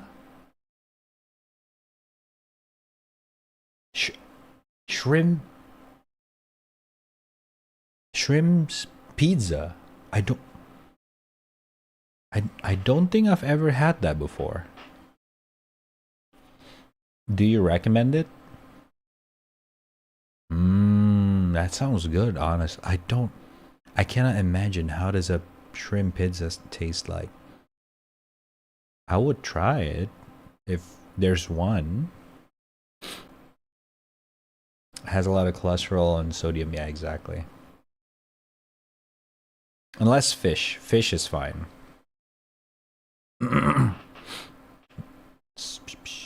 No, it was plain. Okay. That's bad. Yeah, the weirdest pizza toppings that I've ever had is probably mayo tuna. Tuna mayo. Like cheese. It has like cheese, tuna, and mayo. Just that as the topping for the pizza. Which, I'm not gonna lie, I do love me some tuna mayo combo. But on a pizza, it's a little bit weird. It's a little bit weird. Like my mom used to make a lot of that for breakfast. But for pizza topping, that's kind of a little bit too far. I'm not gonna lie.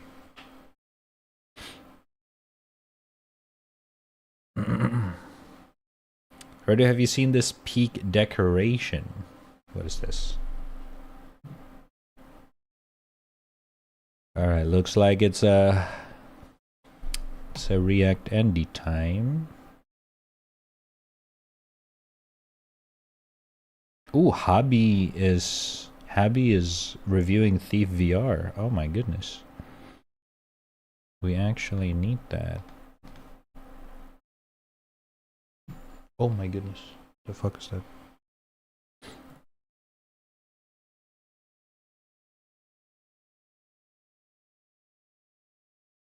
Man can decorate. Who decided that?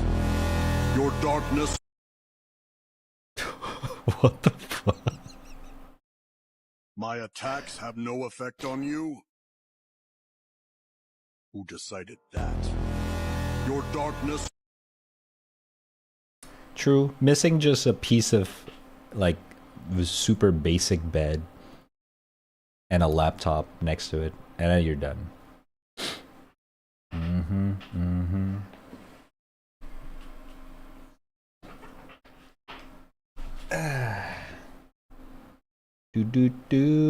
Yeah, we're gonna check out Drew.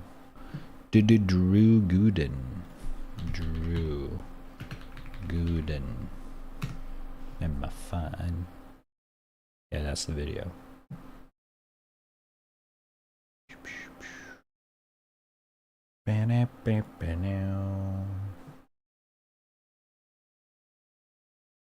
I feel like for the past 3 years, I've heard over and over again that a recession is about to hit, the stock market is going to crash, the housing prices are going to come back down to earth any day now, and yet somehow all of these things keep not happening. And for most people, it doesn't make sense. What do you mean the economy's good? My dentist just tried to get me to sign up for a credit card. Since the pandemic, the cost of living has skyrocketed, inflation is out of control, groceries have never been more expensive, layoffs are happening at an alarming rate. At this point, a college degree might be more likely to get you into crippling debt than it is to help you find a job. And even if you have savings, you're more than likely one stroke of bad luck away from losing it all to medical bills. And yet some people will look you right in the eyes and tell you, I don't know what you're talking about.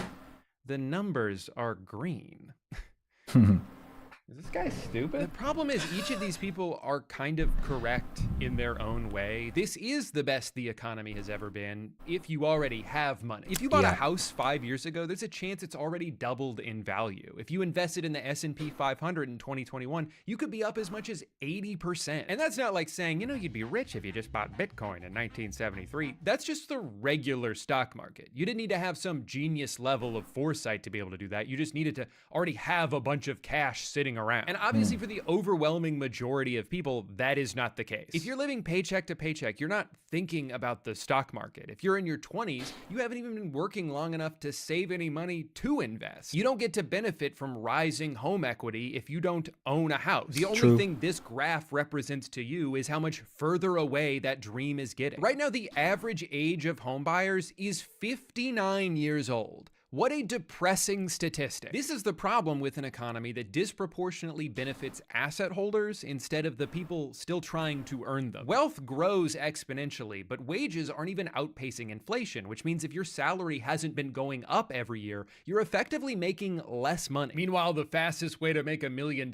is to just already have 10 million. Leave it in an investment account for a year and congratulations, you now have $11 million. Wow. At a larger scale, this is why it feels like there's two different economies happening and they're both moving in opposite directions. 50% of the stock market is owned by the top 1% and only 1% is owned by the bottom 50%. Don't let somebody tell you that these numbers going up should discredit your own lived experience. Don't let somebody who's benefited from untaxed inheritance or years of compound interest granting them passive income tell you that your problem is you're just not working hard enough. No, the real answer is sorry, you should have been born sooner. Have you thought about that? Maybe instead of wasting all that time farting around kindergarten class, you should have been investing in real estate. It's not my fault you're lazy. People are getting squeezed in every direction while also being gaslit into thinking that it's somehow our fault. There's CEOs in earnings calls bragging about how they get to make customers pay for inflation so they don't have to. The economy is so bad right now, I'm about to segue into an extremely ill-timed brand deal in a video about greed. You think I like looking like a hypocrite? Of course not.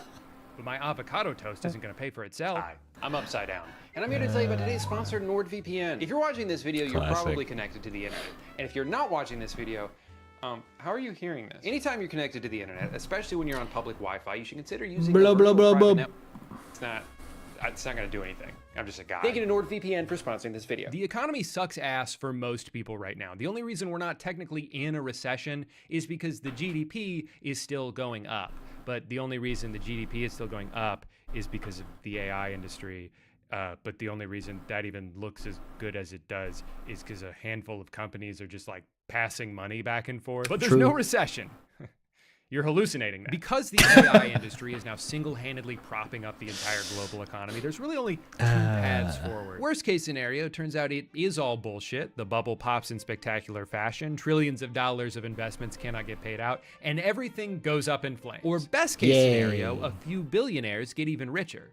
Wait, is that what we're hoping for? All right, you're gonna have to bear with me while I go on another AI rant here. I know I do this like every 6 months, but it's not going away. It doesn't count as beating a dead horse if the horse is still alive. We got to kill that horse first. People largely do not like AI and are worried about the future it imposes. It's currently being used to make a bunch of promises that almost no one asked for. The main appeal of it comes from corporations who see advancements in AI as a way to further reduce their dependence on human labor. The only thing cheaper than outsourcing jobs is just eliminating them altogether. The wet dream that soils the sheets of every CEO is a company that's somehow run entirely on its own and they can just sit back and collect all the profits for themselves. No more dealing dealing with pesky labor laws or health insurance or can I have Saturday off? My family died. No! Shut up. That's the eventual goal, and why they're all pouring billions of dollars into NVIDIA chips and data centers and cool shirts for Mark Zuckerberg. And in the meantime, we're stuck with ChatGPT, a humanized Google search designed to affirm whatever belief you share with it, even if it's incredibly dangerous, or generative video apps that are already being used to trick people into thinking something happened that didn't actually happen.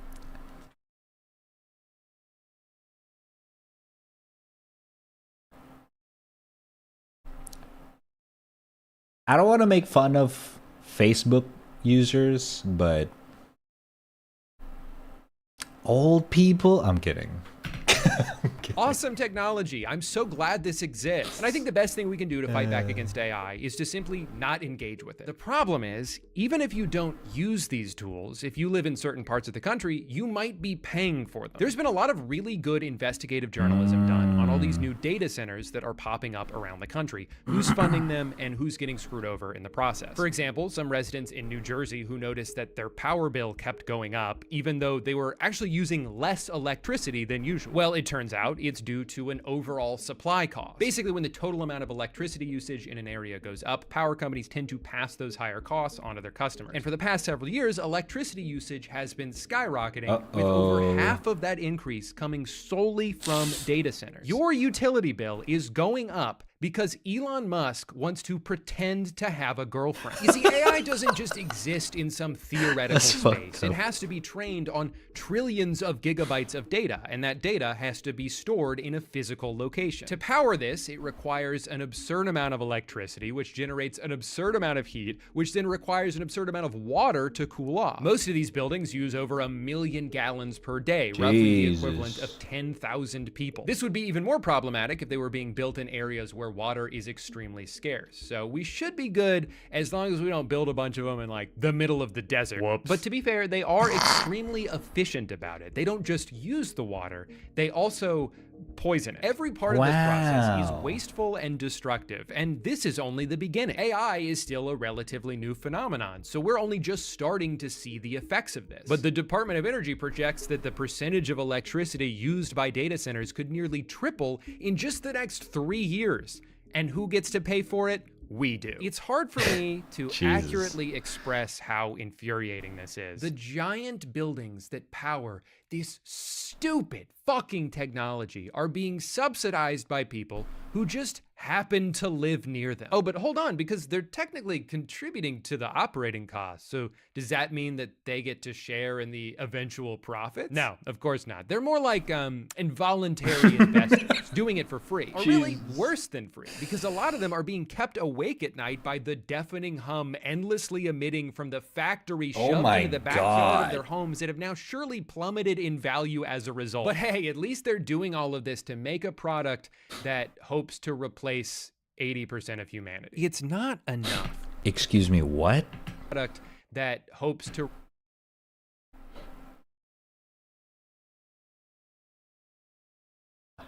replace 80% of humanity. It's not enough that these people already own everything they could ever want. They could so easily afford to pay for these things without even noticing that that money is gone. But why would they do that when they could simply have poor people pay for it instead? Because nothing will ever be enough for them. You know, when a rich person makes some shady deal to screw over the working class, people will joke that they just need that money to buy their 4th yacht. And like, I don't even think it's that. They could buy 1,000 yachts and still not run out of money. They don't want to spend their wealth. They just want it to get bigger. It's the same obsession with seeing number go up that keeps me addicted to old school RuneScape, except the only life that's ruining is my own. What they have is a disease. They have been scourged with the blight of insatiable greed, cursed to an endless pursuit of wealth that will never bring them true happiness. I would almost feel bad for them if they weren't actively destroying the world in the process. One of the most frustrating things about this problem is that if you even try to suggest that maybe these guys should just have a little bit less money, like you guys can still be rich, whatever, just turn it down a notch, because you're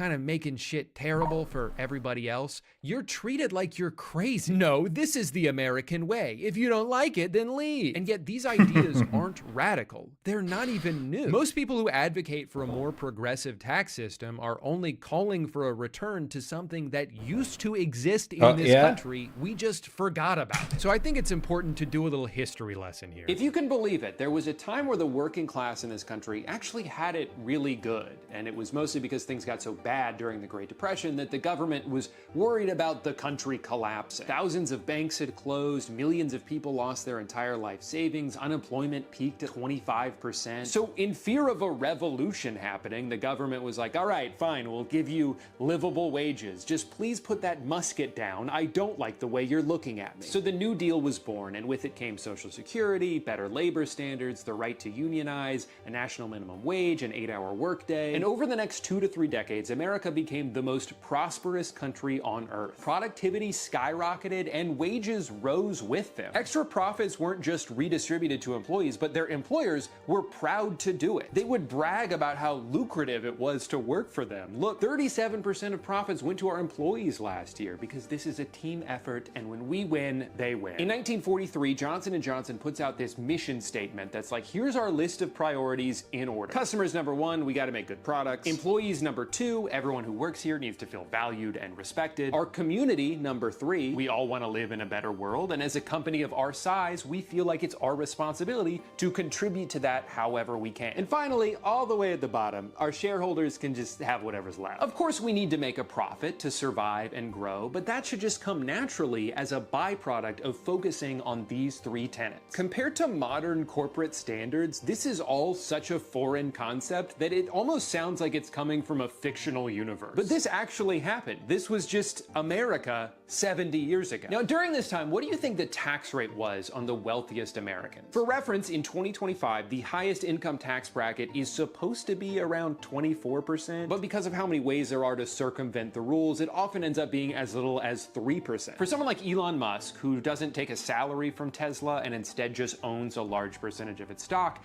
as long as he doesn't sell any of that stock, then technically there's no income to tax him on. Now, he can still leverage the value of those stocks to make purchases, you know, like how money works, but it's still not taxable because of the rules. This is how people like him and Jeff Bezos can be, in terms of net worth, 2 of the richest people on the planet, and in some years pay $0 in taxes. In the middle of the 20th century, the tax rate on the ultra wealthy was not 3% or 20% or even 50%.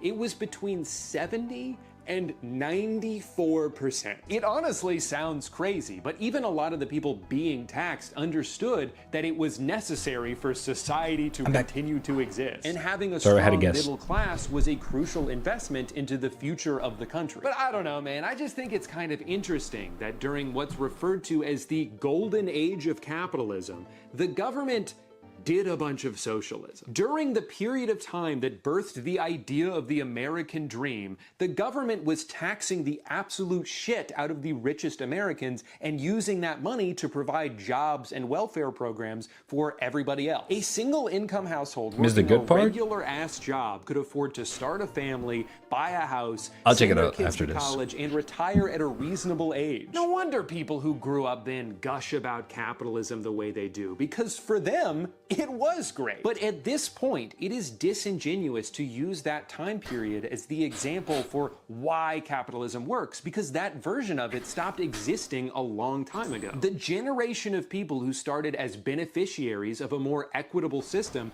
changed the rules once the roles were reversed and they had the power. So what the hell happened? Everything was going great. What changed? Well, there were a lot of things, obviously, but one of the first big dominoes was the US's involvement in the Vietnam War, which was expensive and deadly, but to be fair, also accomplished nothing. And this had long-term ramifications. America had been diverting so much money away from manufacturing and towards defense that it opened the door for other growing industrialized countries to surpass them. More and more products were becoming cheaper to import than they were to produce. This led to factories getting shut down, unemployment starting to creep back up. A recession hits, and we're now facing a pivotal fork in the road in the late 70s. Either we could go back to what worked in the past, prioritize the working class, reinvest into our own infrastructure, try to help lift people out of poverty they've fallen into through no fault of their own. Or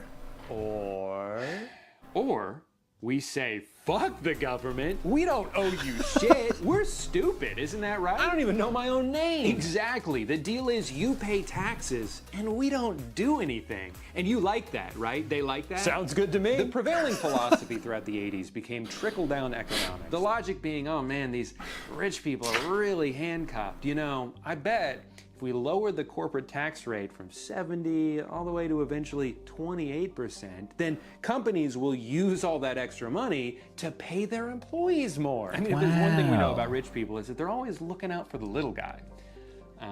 Now, for some reason, this hasn't worked out yet, but it's only been 55 years, so the jury's still out. See, I would argue that part of the reason why companies in the 40s and 50s were so generous with their extra profits was because the tax rate was so high. I mean, think about it. If you're faced with the decision between giving a huge chunk of money to the government or redistributing it back to the employees who helped you earn it in the first place, you would be much more likely to do the latter because it's an investment in your own company. It's a mutually beneficial exchange. True. Well-compensated workers are proven to be more loyal and more productive, and those are two things that you want. Now, there were other factors as well, loosening a lot of anti-monopoly regulations, the legalization of stock buybacks, but this dramatically lower tax rate is a big reason why the 80s serves as the dividing line on just about every economic graph you could look at. This was the beginning of a long and continuous transfer of wealth from the working class to the top 1%. And while it would be very easy to just blame all of this on then President Reagan, that would only be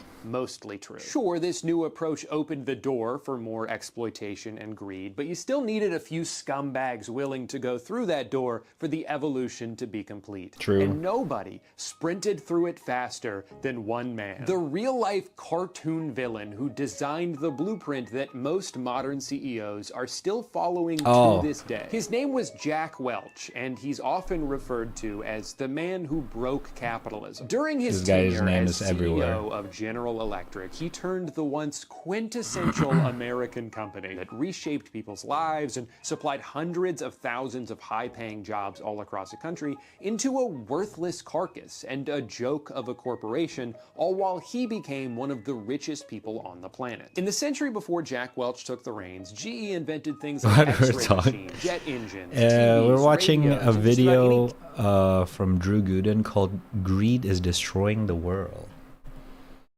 Kitchen appliance you can think of. In the 1980s, Fun stuff. Jack invented laying people off. That was his big idea. What if we just fire a bunch of people?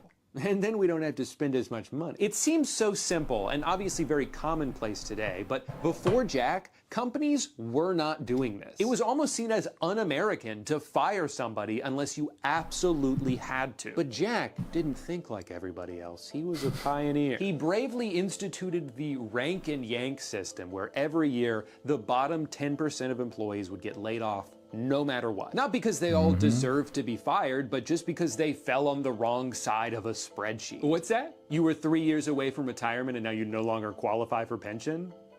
Okay. Then die. And to be clear, the layoffs were also not because the company wasn't profitable. It very much was, but it just wasn't profitable enough. See, when you routinely shut down entire facilities, you uproot thousands of lives, you create a toxic and selfish work environment where loyalty is replaced with fear, and if you're a company with the size and influence that GE had at the time, you can almost single-handedly destroy any semblance of a middle class across all of America. But this number gets a little bit bigger.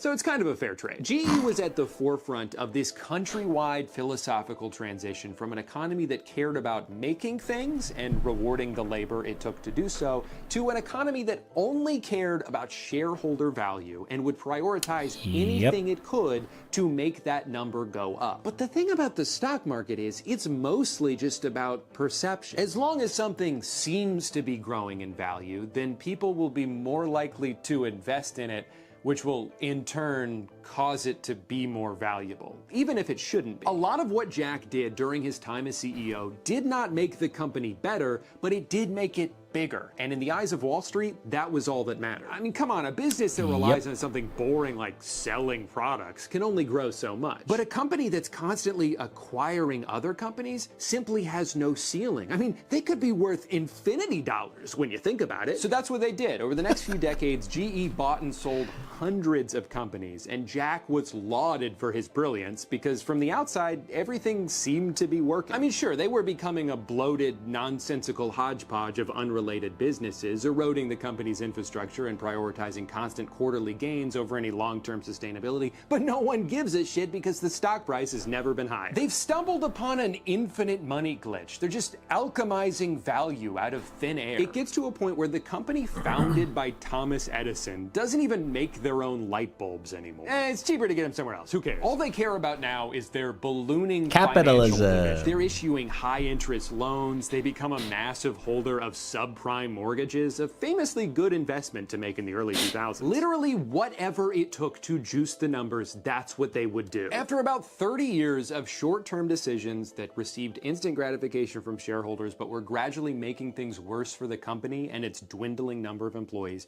GE had become severely overvalued. And it wasn't until right after Jack retired with his $400 million severance package where his successors stepped in and were like, Wait, this doesn't make any sense. the time bomb Jack planted explodes in their faces, and GE spends the next 20 years slowly bleeding out. And at this point, they couldn't fall back on just like selling microwaves because they'd been cutting corners on production so long that nobody wanted to buy any of their shitty garbage anymore. True. And of course, they had fallen way too far behind on innovation because they spent all their money on acquisitions instead of research. By 2021, the company that helped bring electricity to America was mercifully laid to rest, split into 3 separate institutions, none of which have come close to the dominance or influence that GE once had over the American economy. But here's the thing. You know who isn't affected at all by the cataclysmic downfall of General Electric? Jack? Jack Welch. Because he's dead now. He already got to live his entire life of luxury and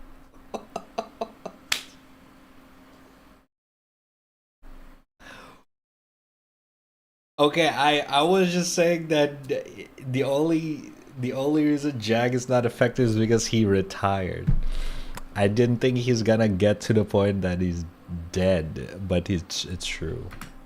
ouch. Because he's dead now. He already got to live his entire life of luxury and adoration without ever having to deal with the fallout caused by his actions. He took control of a building with a rock. I want to talk about something very important because of this, or related to this, but after the video. Solid foundation and just kept scrapping it for parts until the only thing left for it to do was collapse under its own weight. But by that point, he was long gone. I believe that this is the goal of those who now follow in his footsteps. They don't need to care about whether or not what they're doing is harmful or unsustainable. As long as the facade can be maintained long enough for them to reap the rewards, it doesn't matter that the ship is sinking behind them because they have a lifeboat. It doesn't matter that America spent the past 60 years exporting all its jobs and decimating the economies of small towns all across the country because a few hundred people responsible for those things already got to live long, happy lives. They don't give a shit. This cutthroat corporate culture that Jack pioneered is still seen all around us today, and through the magic of time, it's only getting worse. CEOs make $1,000 every second, while their employees have to piss in water bottles so they don't fall behind. Routine layoffs, regardless of if a company is even struggling, are so normalized that it's just something we've come to expect. The stock market rules the world. Every major decision is dictated by this inherently volatile and short-sighted metric, and look at where that's gotten us. Millions without jobs, an enshittification epidemic, and a concentration of wealth that should be seen as a threat to humanity. Even while owning everything, billionaires live in fear of losing it, so they weasel their way into politics, they influence elections, they buy policy changes, they use their wealth to reshape the world to benefit them even further. They try to control narratives by buying up news outlets. They can dictate what's on our social media feeds. They spend an enormous amount of resources on pitting us all against each other, so we're too distracted to see that the real problem is them. Should the human race survive? Everything kind of...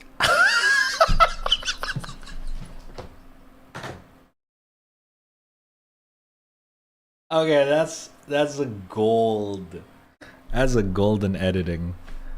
Should the human race survive?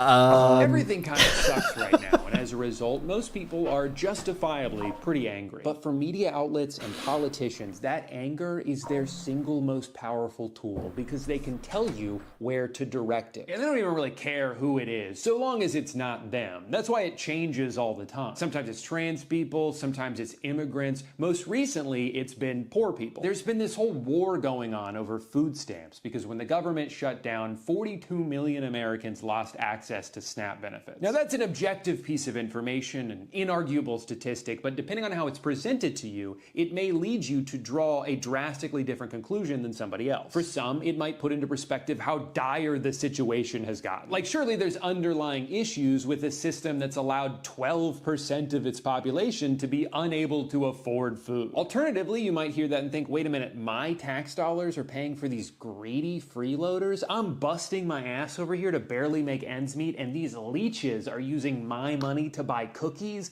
That's not fair. And all it takes is highlighting a story or two of someone taking advantage of the system to make you think there's this rampant issue, that you're expected to feed all of these people with money you barely have enough of to feed yourself. This narrative has been used since the 70s because it's very effective. You work hard, they're lazy, this program is bad. It's easier than ever now to push this narrative because you can just AI generate a video of a fat lady screaming in Walmart and get everyone pissed off. But in order to properly analyze this, let's take a look at the data. First of all, SNAP only makes up about 1.5% of the overall federal budget. Less than 1/8 of what we spend on defense and 1/8 of what we spend just on interest on the debt that we owe. By my math, cutting this program would only save the average taxpayer a couple $100s a year. And of course, that's assuming that if they were to cut it, they would send you a refund in the mail. No, I'm pretty sure they would still take the same amount, but instead of reinvesting it into the economy, which is what SNAP ultimately does, they would just buy some more missiles or send a pile of cash to Argentina. Second of all, by definition, the majority of SNAP recipients fall under the umbrella of elderly, disabled, veterans, full-time caretakers, or just temporarily unemployed. Remember, not everybody who isn't working does so because they don't want to. It is very hard to find and keep a job right now. The fact that SNAP spending ebbs and flows so closely with the overall state of the economy should be proof that this program is primarily used for temporary relief. Even still, many of the people on SNAP do work, and about 70% of the ones that do work full-time. That doesn't seem like a laziness problem, that seems like a wage problem. They need supplemental income to survive because of how little they're being paid. Of those full-time employees, their two most common employers were McDonald's and Walmart, who combined to earn $23 billion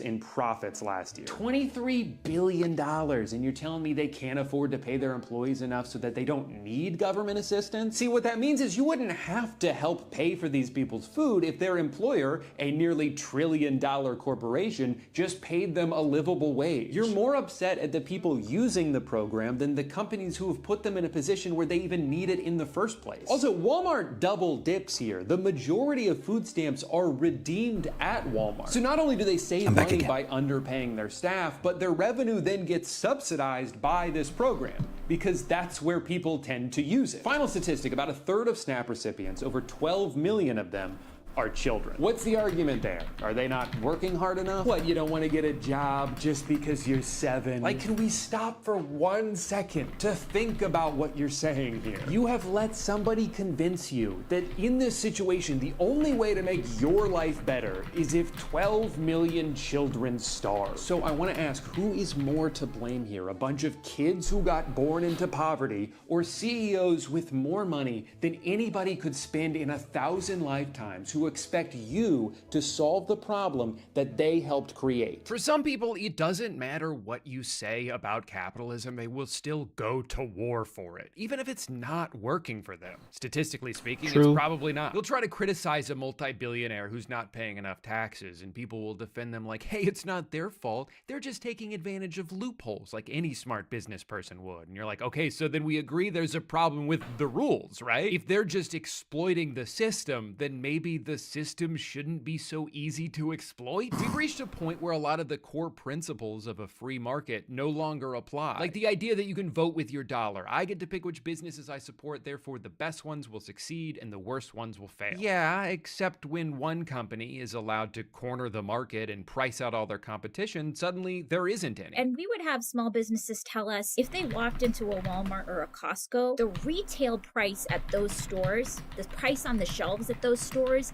is lower than the wholesale price a small business is getting. And so there are huge disparities here. And that's now feeding into itself, right? The more dire the economy is for everyone, the less freedom they have when they're deciding what to pay for. Amazon is certainly not the only place to buy things, but historically speaking, it's almost always the cheapest and most convenient. So how do you convince somebody who's also been forced to pinch pennies due to their own circumstances that they need to spend more time and money buying that same thing from a local mom and pop shop when they could just click 3 buttons and have it magically appear at their door in 3 hours? It's not even really fair to impose that because that person is also struggling. But then the cycle continues. The small business closes, Amazon and Walmart extend their reach even further, and once all competition is defeated, then they can just raise the prices to be whatever they want. They can train an algorithm to charge you the maximum price they think you'll pay at any given moment. Now, one of the most common counter arguments you'll hear if you bring up the idea of raising taxes on the ultra wealthy is that, well, if you do that,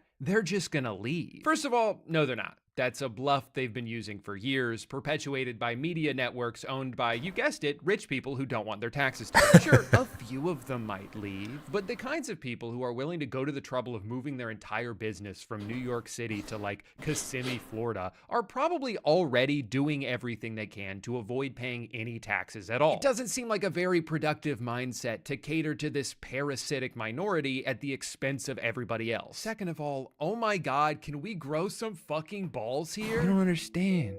They're not gonna like it if we raise their taxes. Do you hear yourself? Do you hear how pathetic you sound? Okay, so what, we can't do anything then? That's it? It's over, they won? Your plan is that we should just give up and let the billionaires have whatever they want. Buddy, we've already tried that, and that's not working either. Third of all, this criticism is predicated on an idea that taxation essentially has a bell curve to it, where after a certain rate, your overall revenue actually decreases because people will lose the incentive to work as hard or, like you're saying, move away. With this in mind, there have been studies done by economists who believe that every country has its own ideal rate for maximum efficiency. However, the implication that raising taxes would cause the overall revenue to go down would only be true if we were on the tail end of this bell curve, and we are nowhere close to that. So if your main concern is to maximize total revenue, it's pretty clear which direction we should be moving in. Otherwise, the very metric your point is referencing contradicts the argument you're trying to make. Now, even having said all of that, I'm not going to sit here and act like just raising taxes is an immediate fix to all of our problems, because we'd still have to rely on elected officials to actually use that money in a sensible way. I'd be happy to contribute more if I knew it was going to better healthcare or nicer parks or public transportation, but if my money's just going to be used to blow up a hospital on the other side of the world, then yeah, maybe I'd rather just give it to a food bank. I don't know all the answers, because at the end of the day, no matter how hard I try to expand my legacy beyond it, I'm still just the road work ahead guy. But I do know that this amount of wealth inequality that's showing zero signs of slowing down anytime soon is not sustainable. Turns out that actually every single thing in the world becoming a for-profit commodity, from housing to healthcare, is just a way to enrich a few people at the cost of many. And I have to wonder if we've finally reached a point now where the greed has gone too far, that it's now so impossible to ignore that no amount of gaslighting about how the economy is good actually will convince people who are dying because they can't afford to go to the doctor that this is just how life should be. History shows that unfortunately sometimes things have to get worse before they can get better, and if this is what it takes for a return to class solidarity, then I guess at least we're closer to that than we've been in a long time. We just need to put down our phones, set aside our differences for a little bit, and unite on this one issue. They want us divided because they're afraid of how strong we would be if we stood together. Do not fall for it. Now, if you'll excuse me, I need to go argue on Reddit about how Ghost of Yotei is woke because they didn't make the main character hot enough for me. Thank you for watching.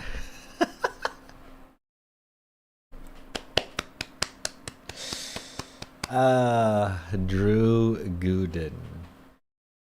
Classic. Actually a very, very meaty video there.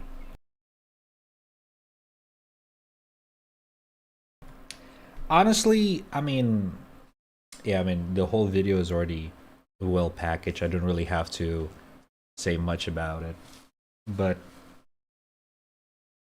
the underlying problem is just literally greed. That's it. a lot of people, like, this is back to what I wanted to say earlier, that is not directly talks about the problem, but relates to it, is that, like, to simplify it, is that a lot of this, not this people, I guess everyone, is, it's not the norm to be, what's the word in English? God dang it. To think about the future of everyone is not the norm. Which is fair. Right? Oh, excuse me.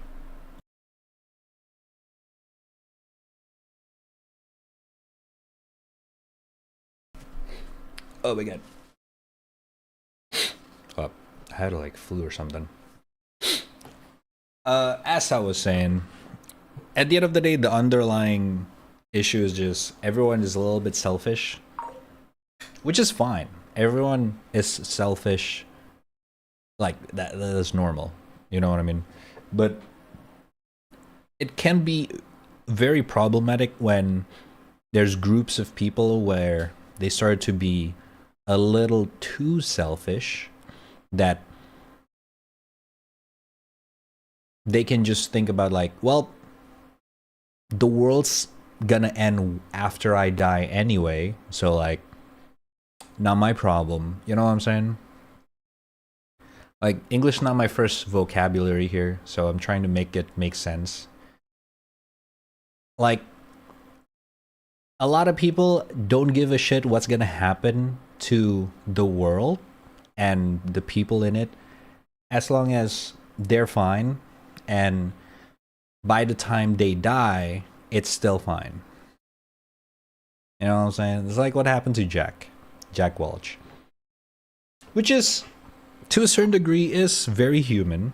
A lot of the time people, you know, it's in the human nature to take care of yourself first before you want to take care of others. It's even like the number one step of like helping people when there's a turbulence in the plane, on the plane. The problem is that a lot of people forget, after they wear a mask for themselves, that they forget to wear the gas mask, the oxygen mask, to the guy next to them. They only stop after they got the oxygen mask for themselves. It's like a lot of people just decided to stop reading the manual book on how to wear, like, step by step oxygen mask on the plane thingy, and they just decided to just like, you know what, I already feel good. I can breathe with my oxygen mask. Oh, the guy next to me is having a hard time breathing. Not my problem. I mean, I'm feeling good. Like, that's very human nature. Don't get me wrong, but it's like a very bad kind of human nature that I feel like it's never gonna be solved. That is just how it is. Human are greed by nature. But this is the indirect conversation or topic towards how we should start thinking more about not just ourselves, or not just, you know, our significant other or our kids or parents or whatever, but it's more like your neighbors, you know what I'm saying? Your extended family. Like, start thinking, how can you be more selfless? Not just to an extent of your own family, but it's like, how can I make my neighbor's day better? Even just a little bit. Just saying hi in the morning. Be a little less selfish. It's just like a very cookie cutter answer to this. And with confidence, I can say that a lot a lot of people doesn't give a shit about it. But Jack Welch did that. He literally doesn't give a shit about what's gonna happen to his company when he died. Because yes, GE, General Electronics, literally become insignificant the moment he died. Because that's all that matters to him. He got too much money anyway, that this next 7th generation in his family tree is gonna be extremely wealthy. He's chilling. He's not selfish when it comes to family. I'm pretty sure he probably take care of his family as well. But I feel like that's where it started to become uncommon to care about other people as well. Your next door people, or people who works with you. There's not enough taking care of each other on that extent. So people become greed and they're like, well, I gotta take care of my wife, my kids. Yeah, but not at the cost of others. Is like where it's starting to become a little bit too problematic.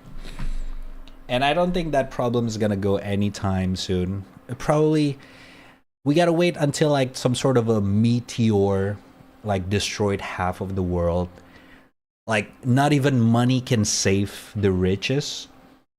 The overall economy of the entire world suddenly just collapse because of like super gigantic destruction. And that's when majority of humanity have to start over. Only then I think humanity can start thinking that way. Because when you get too comfortable with yourself and you think, you know, there's some countries on the other side of the world are literally being bombarded, but I'm here, you know, on my computer, gaming, having a good time with my family and friends. Everything is okay. That's just the nature of it, unfortunately, to a lot of people. Listen, what I'm saying might sound a little bit too dark, but that's just how I see when it comes to like the fate of humanity as a whole in terms of like the general scope of it. It's not all doom and gloom. I feel like you can still focus on yourself and people you loved. But I feel like it's doesn't hurt to care about people who you don't really know. You know, sometimes just say hi to some strangers, help some elderly cross the street, and all that kind of stuff. Just a little something can help some people without expecting the greens in the fucking stock market. You know what I'm saying? I don't know. I'm starting to stray a little far from the topic, but yeah, that's what I'm trying to connect the dot with the video. Sorry, I missed on some chat. Can we watch softcore BDSM? That's on the night stream. What? We live in an age where people celebrate each other's murder over disagreement. That's not much humanity left in a lot of us. Well, I feel like that's still the loud minority. I feel like, in my opinion, majority of people are still care. It's just that not majority of people doesn't tweet on Twitter, or majority of people doesn't talk on Twitch. Majority of people doesn't upload on YouTube. A lot of people just like, you know, I don't know, maybe they live in a rural area without internet. They just taking care of themselves and their family and their neighbors. Majority of people are not the loud minority. That's the unfortunate part about it. That's why it's a little bit healthy to just like look away from the internet every once in a while. It's good to gather some information and get some entertainment, but it's also good to just like go outside, check on your neighbors, check on the overall neighborhood, go outside of the neighborhood, see the world in a more real way. It helps.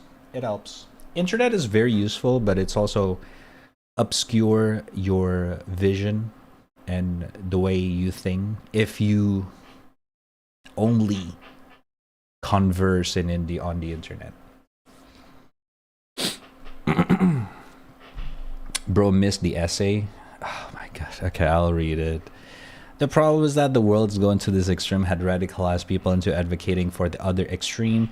Because of this, I've seen hundreds of thousands turn to communism, one of the worst and most unsustainable economic systems. Take it from someone whose grandparents saw it firsthand: the starvation, totalitarianism, government kidnappings, etc. But because of stock-obsessed billionaires, people who are oblivious to that now want it. I mean, yeah, that's the overall general things. I guess, I mean, again, like I said, it's not all doom and gloom. I guess when you count it, literally every single person in the world, yeah, the world's kind of sucks, but what's portrayed on the media, on the internet, on the articles are like the loud minority.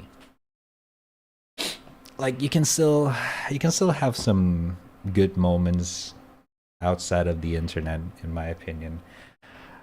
The world is going to an end only according to the internet. I mean, like what do you call it in English? The guy that every day woke up at like 4 a.m. in the morning and clean the streets from like 4 a.m. in the morning up until 9 a.m. Meow. Just brooming the street, you know, like that guy probably didn't really think about that. Like what I'm trying to say is that, yeah, the world kind of sucks, but I guess we can still like enjoy, appreciate life a little bit by just living in the moment with what you know, can touch and see, not through the monitor, but literally outside the window. You know, contribute in your local neighborhood, maybe. Just you know, being a little nice guy, just doing some little nice things. You can see there's still some hope throughout the, what's the word, society. Not in a Joker way. You know what I'm trying to say. English is not my first language, so it's a little bit hard to find the vocabularies, but yeah. Yeah. Society.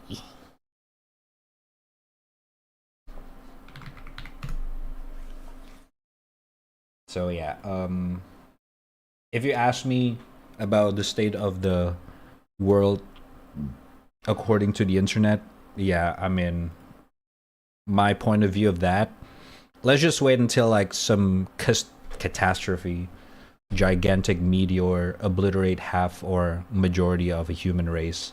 That's the only way that the human can reset. But what about just like, you know, sometimes just turn off your phone and just go outside. Talk to your family, talk to your friends, talk to your neighborhood. See what you can do to contribute a little bit to people next door, and you can feel a little bit better. You know, Elon Musk getting a little bit richer is not gonna affect my fucking wallet. You know what I'm saying? Unless you invest in Tesla. But I don't give a shit what happened to Elon Musk. I don't give a shit about what happened to Bitcoin. I'm just excited to eat some rice chicken with my mom and my brothers later in like 30 minutes. and play some games in a couple hours because it's Sunday. You know? Samsung notification. Shut up. Stop bringing it up, man.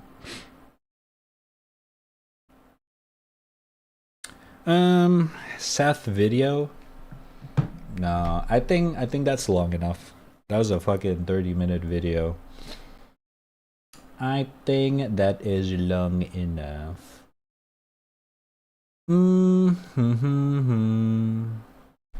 One long video per day.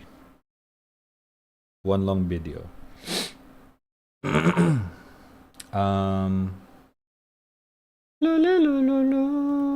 Now, here's the thing though. I might need to help my mom cook. Might. And I might have to be AFK for a while. So later, like an hour from now, or 30 minutes. I'm not sure if I should just AFK or just like end the stream there and maybe come back a little bit later.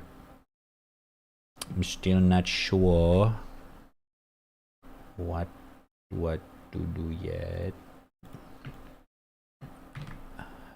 Ba ba ba ba. Ba-na-na-na.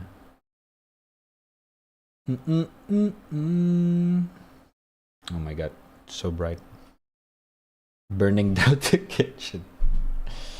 What is this?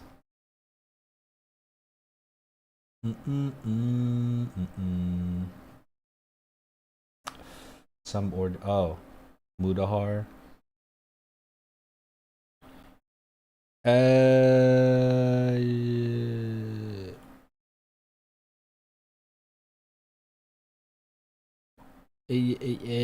don't know about more videos.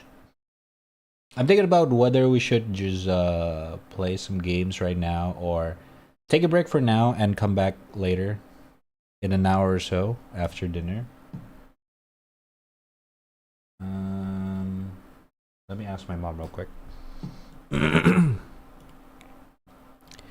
do do do do. Do do do do do. Oh my god. Kurisu got links as well? Hold up, hold up.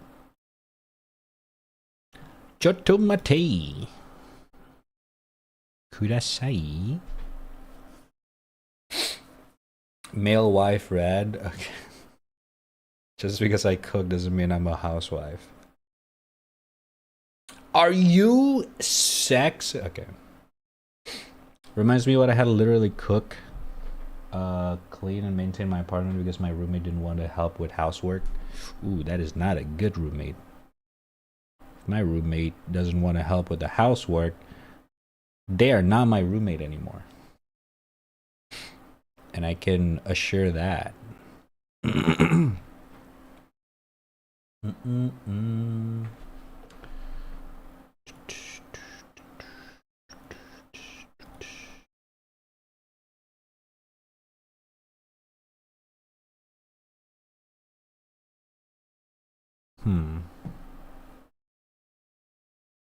Hold up. Gotta make a call real quick. Did Emma start caring about strangers? I'm going to disappear from the internet? I don't know. Yeah, I mean, everyone got their own path. You know what I mean? You don't have to care about people, but at the same time, if it happens, again, I don't know if this applies to everything in life, but like, I always think about that safety guidance on what happened when a plane is getting turbulence. Like, make sure you wear the oxygen mask on yourself first and then put it on the guy next to you. As in, like, in order to save someone, whoever it is, you got to make sure you got to save yourself as well, or first, because you cannot save someone if you're dead. So, you know what I'm saying? That I think that applies to a lot of things in life. But what a lot of people forgot is that after they saved themselves, they forgot to save the guy next to them. It's a two-part, process. After you save yourself, don't forget to save or help others in need. And I feel like a lot of people forgot the second step because it doesn't affect them anymore. They can breathe because they got the oxygen mask. They forgot that the guy next to them are trying their best to breathe and they just don't give a shit. That's like one of my fundamentals in life. Don't forget the second step in that emergency book. Help others after you help yourself. You know what I'm saying?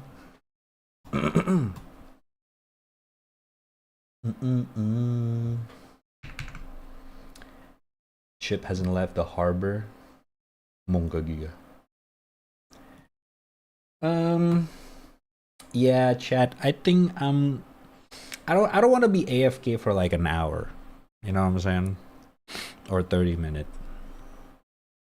Maybe I'm gonna take a break, end the stream for a bit. I will be back in like an hour or two for Spoopy Sunday. So I don't feel like I gotta rush the dinner or anything like that. I think that's a better way to do it. So I can chill for like 15-20 minutes before I had to end the stream. I will be back later. Also, what's up, Gara? How you doing? Sorry I didn't see you there. It's crazy that I'm the most extreme asshole that will say fuck them, they did it to themselves, but then I go outside and ask the first person I see struggling if they need help. I mean, yeah, like I said, it's pretty within the human nature to be selfish. Selfish is a human nature. It's not weird to be selfish. If anything, to help others to be selfless is an extra. It's uncommon. It's common to be selfish. It's uncommon to be selfless. So consider when the next time you have an option to be selfless, think about it as like an extra experience point. I'm a nerd. God damn it. But yeah, I mean that's how I think about it. Just, if you can do it, why not? I don't know. At least that's how I think about it. Latte. Come in. You can do it. You can open the door. Come in.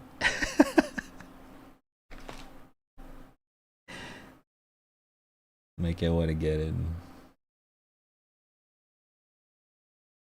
Touche. Let me just put my cat in here. Be selfless for a 2-hour plus 20% XP boost. Exactly. And isn't it nice, right? It feels nice after you do something like that. It feels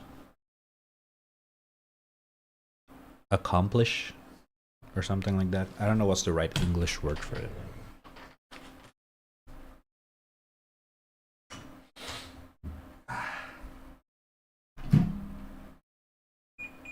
Dude, it's so hot. What the fuck? Sorry. Can't wait for my Focusrite to arrive. Oh my god, you ordered it? Congratulations. I'm only help people who I care about. Anyone else doesn't matter much to me. Yeah, like I said, that is like within our human nature.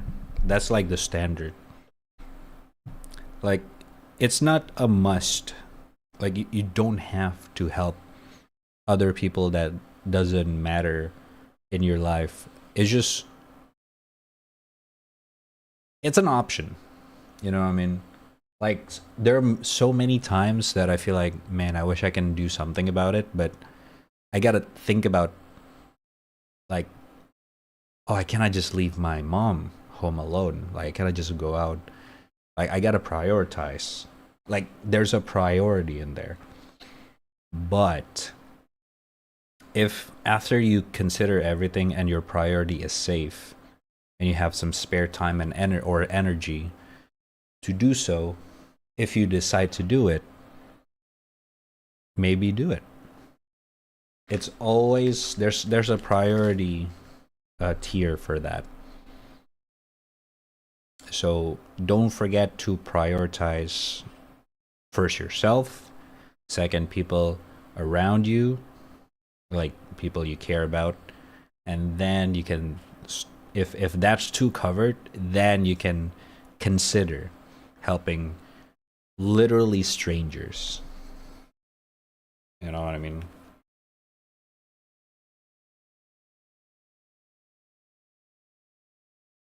And I don't expect people to just like pick that up, because I feel like there's no obligation for people to do that. But I don't know.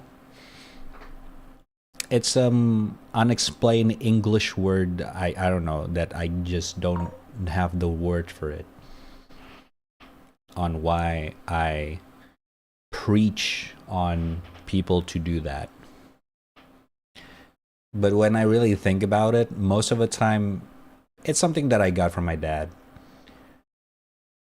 because I feel like every time he talked about how, you know, I want to do this and I want to do that, he always kind of throw me back on like, be humble and be like,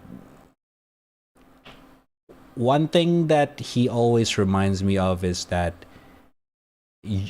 even if you care about yourself, like wherever it is, like you're not the only person in the vehicle. Like, if you're on a ship, you wanna be safe. You know, like Titanic, right?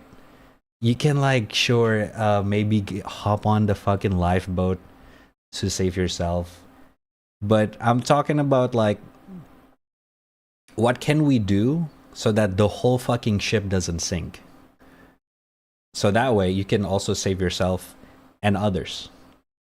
Like, before the fucking tragedy happened, let's all prevent it together. You know what I mean? Like, that's a healthy way to think about it. Before the Titanic struck the ice, can we do something about it? Like, sure, maybe we can hop on the lifeboat, but wouldn't it be nice if the ship doesn't fucking sink in the first place? Everyone just safely fucking harbor, right? Like, you don't have to wet your fucking whole body because the ship is sinking, and like, it's a lot of hassle, man. Right? That's one way to think about it that my dad always reminds me of.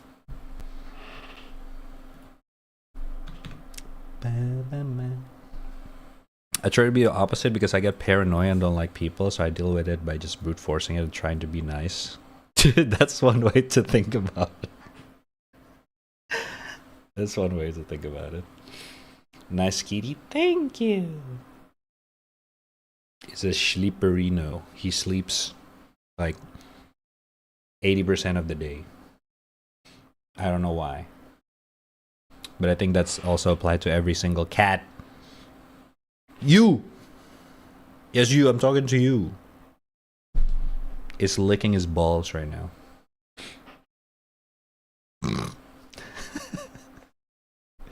I love cats. Gaga. Radio goo goo. Radio Gaga. All we hear is Radio Gaga. Radio Goo Goo, Radio Gaga. All we hear is Radio Gaga, Radio blah blah, Radio what's new. Alright, chat.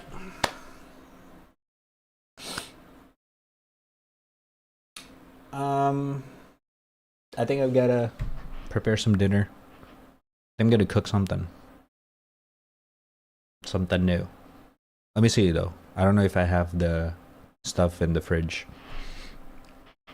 It helps when otherwise your brain convinced everyone got a problem with you. I guess the TLDR of what I'm saying is be selfish is normal.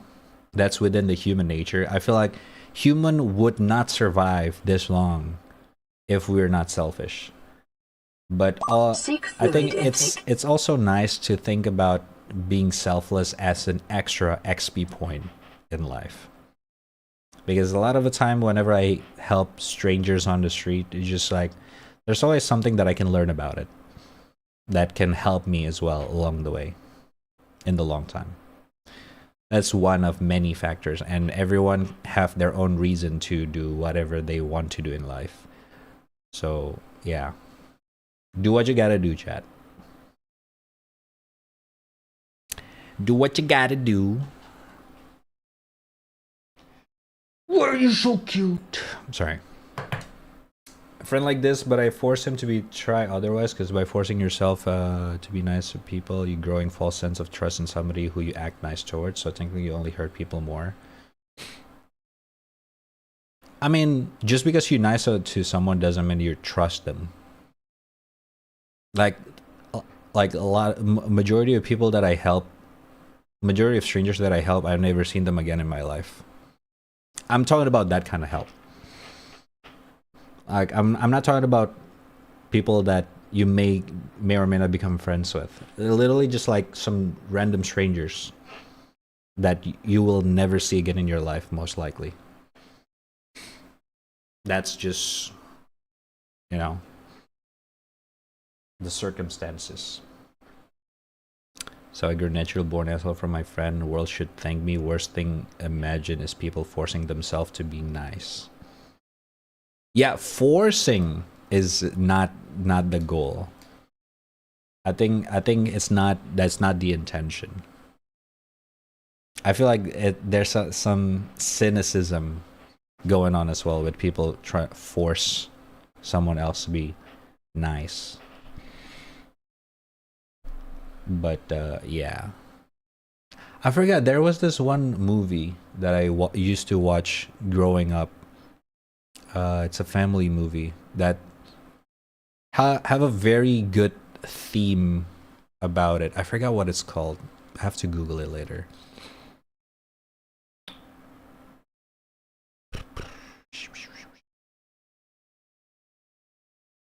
I forgot.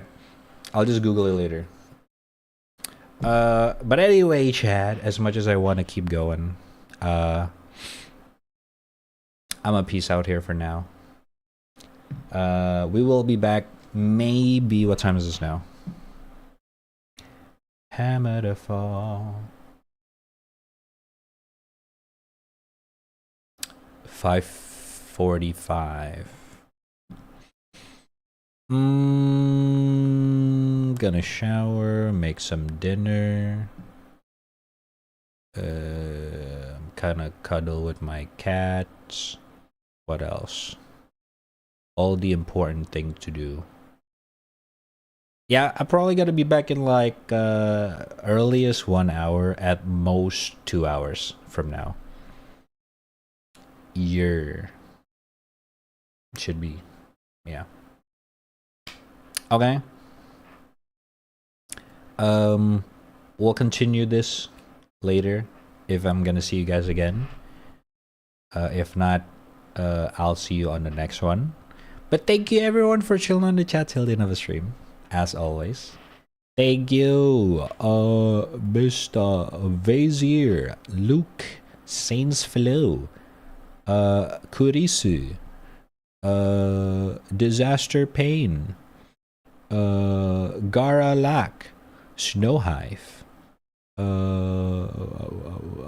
Deputy B, oh,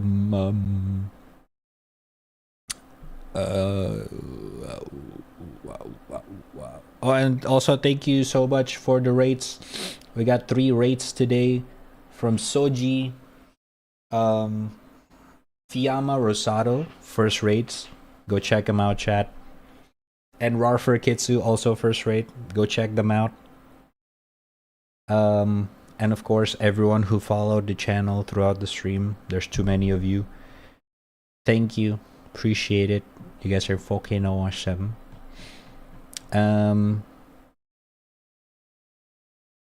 What else? Yeah. That's all. Thank you for the super random convos. Hey, you know how it is in this stream. We always do that every now and then. And I think it's nice to have a little bit of talk. I feel like it's a fun time to do a little real talk every now and then. You know what I mean? Because I want everyone who watches me can at least have something a little useful that they can get. You know, not just some fun time, but maybe I can give some friendly, I don't want to say advice, but you know, just like my 2 cents of it on what I think about it. What I say may or may not be right or wrong, but I think to have a place where everyone can have a civilized conversation about this is pretty nice.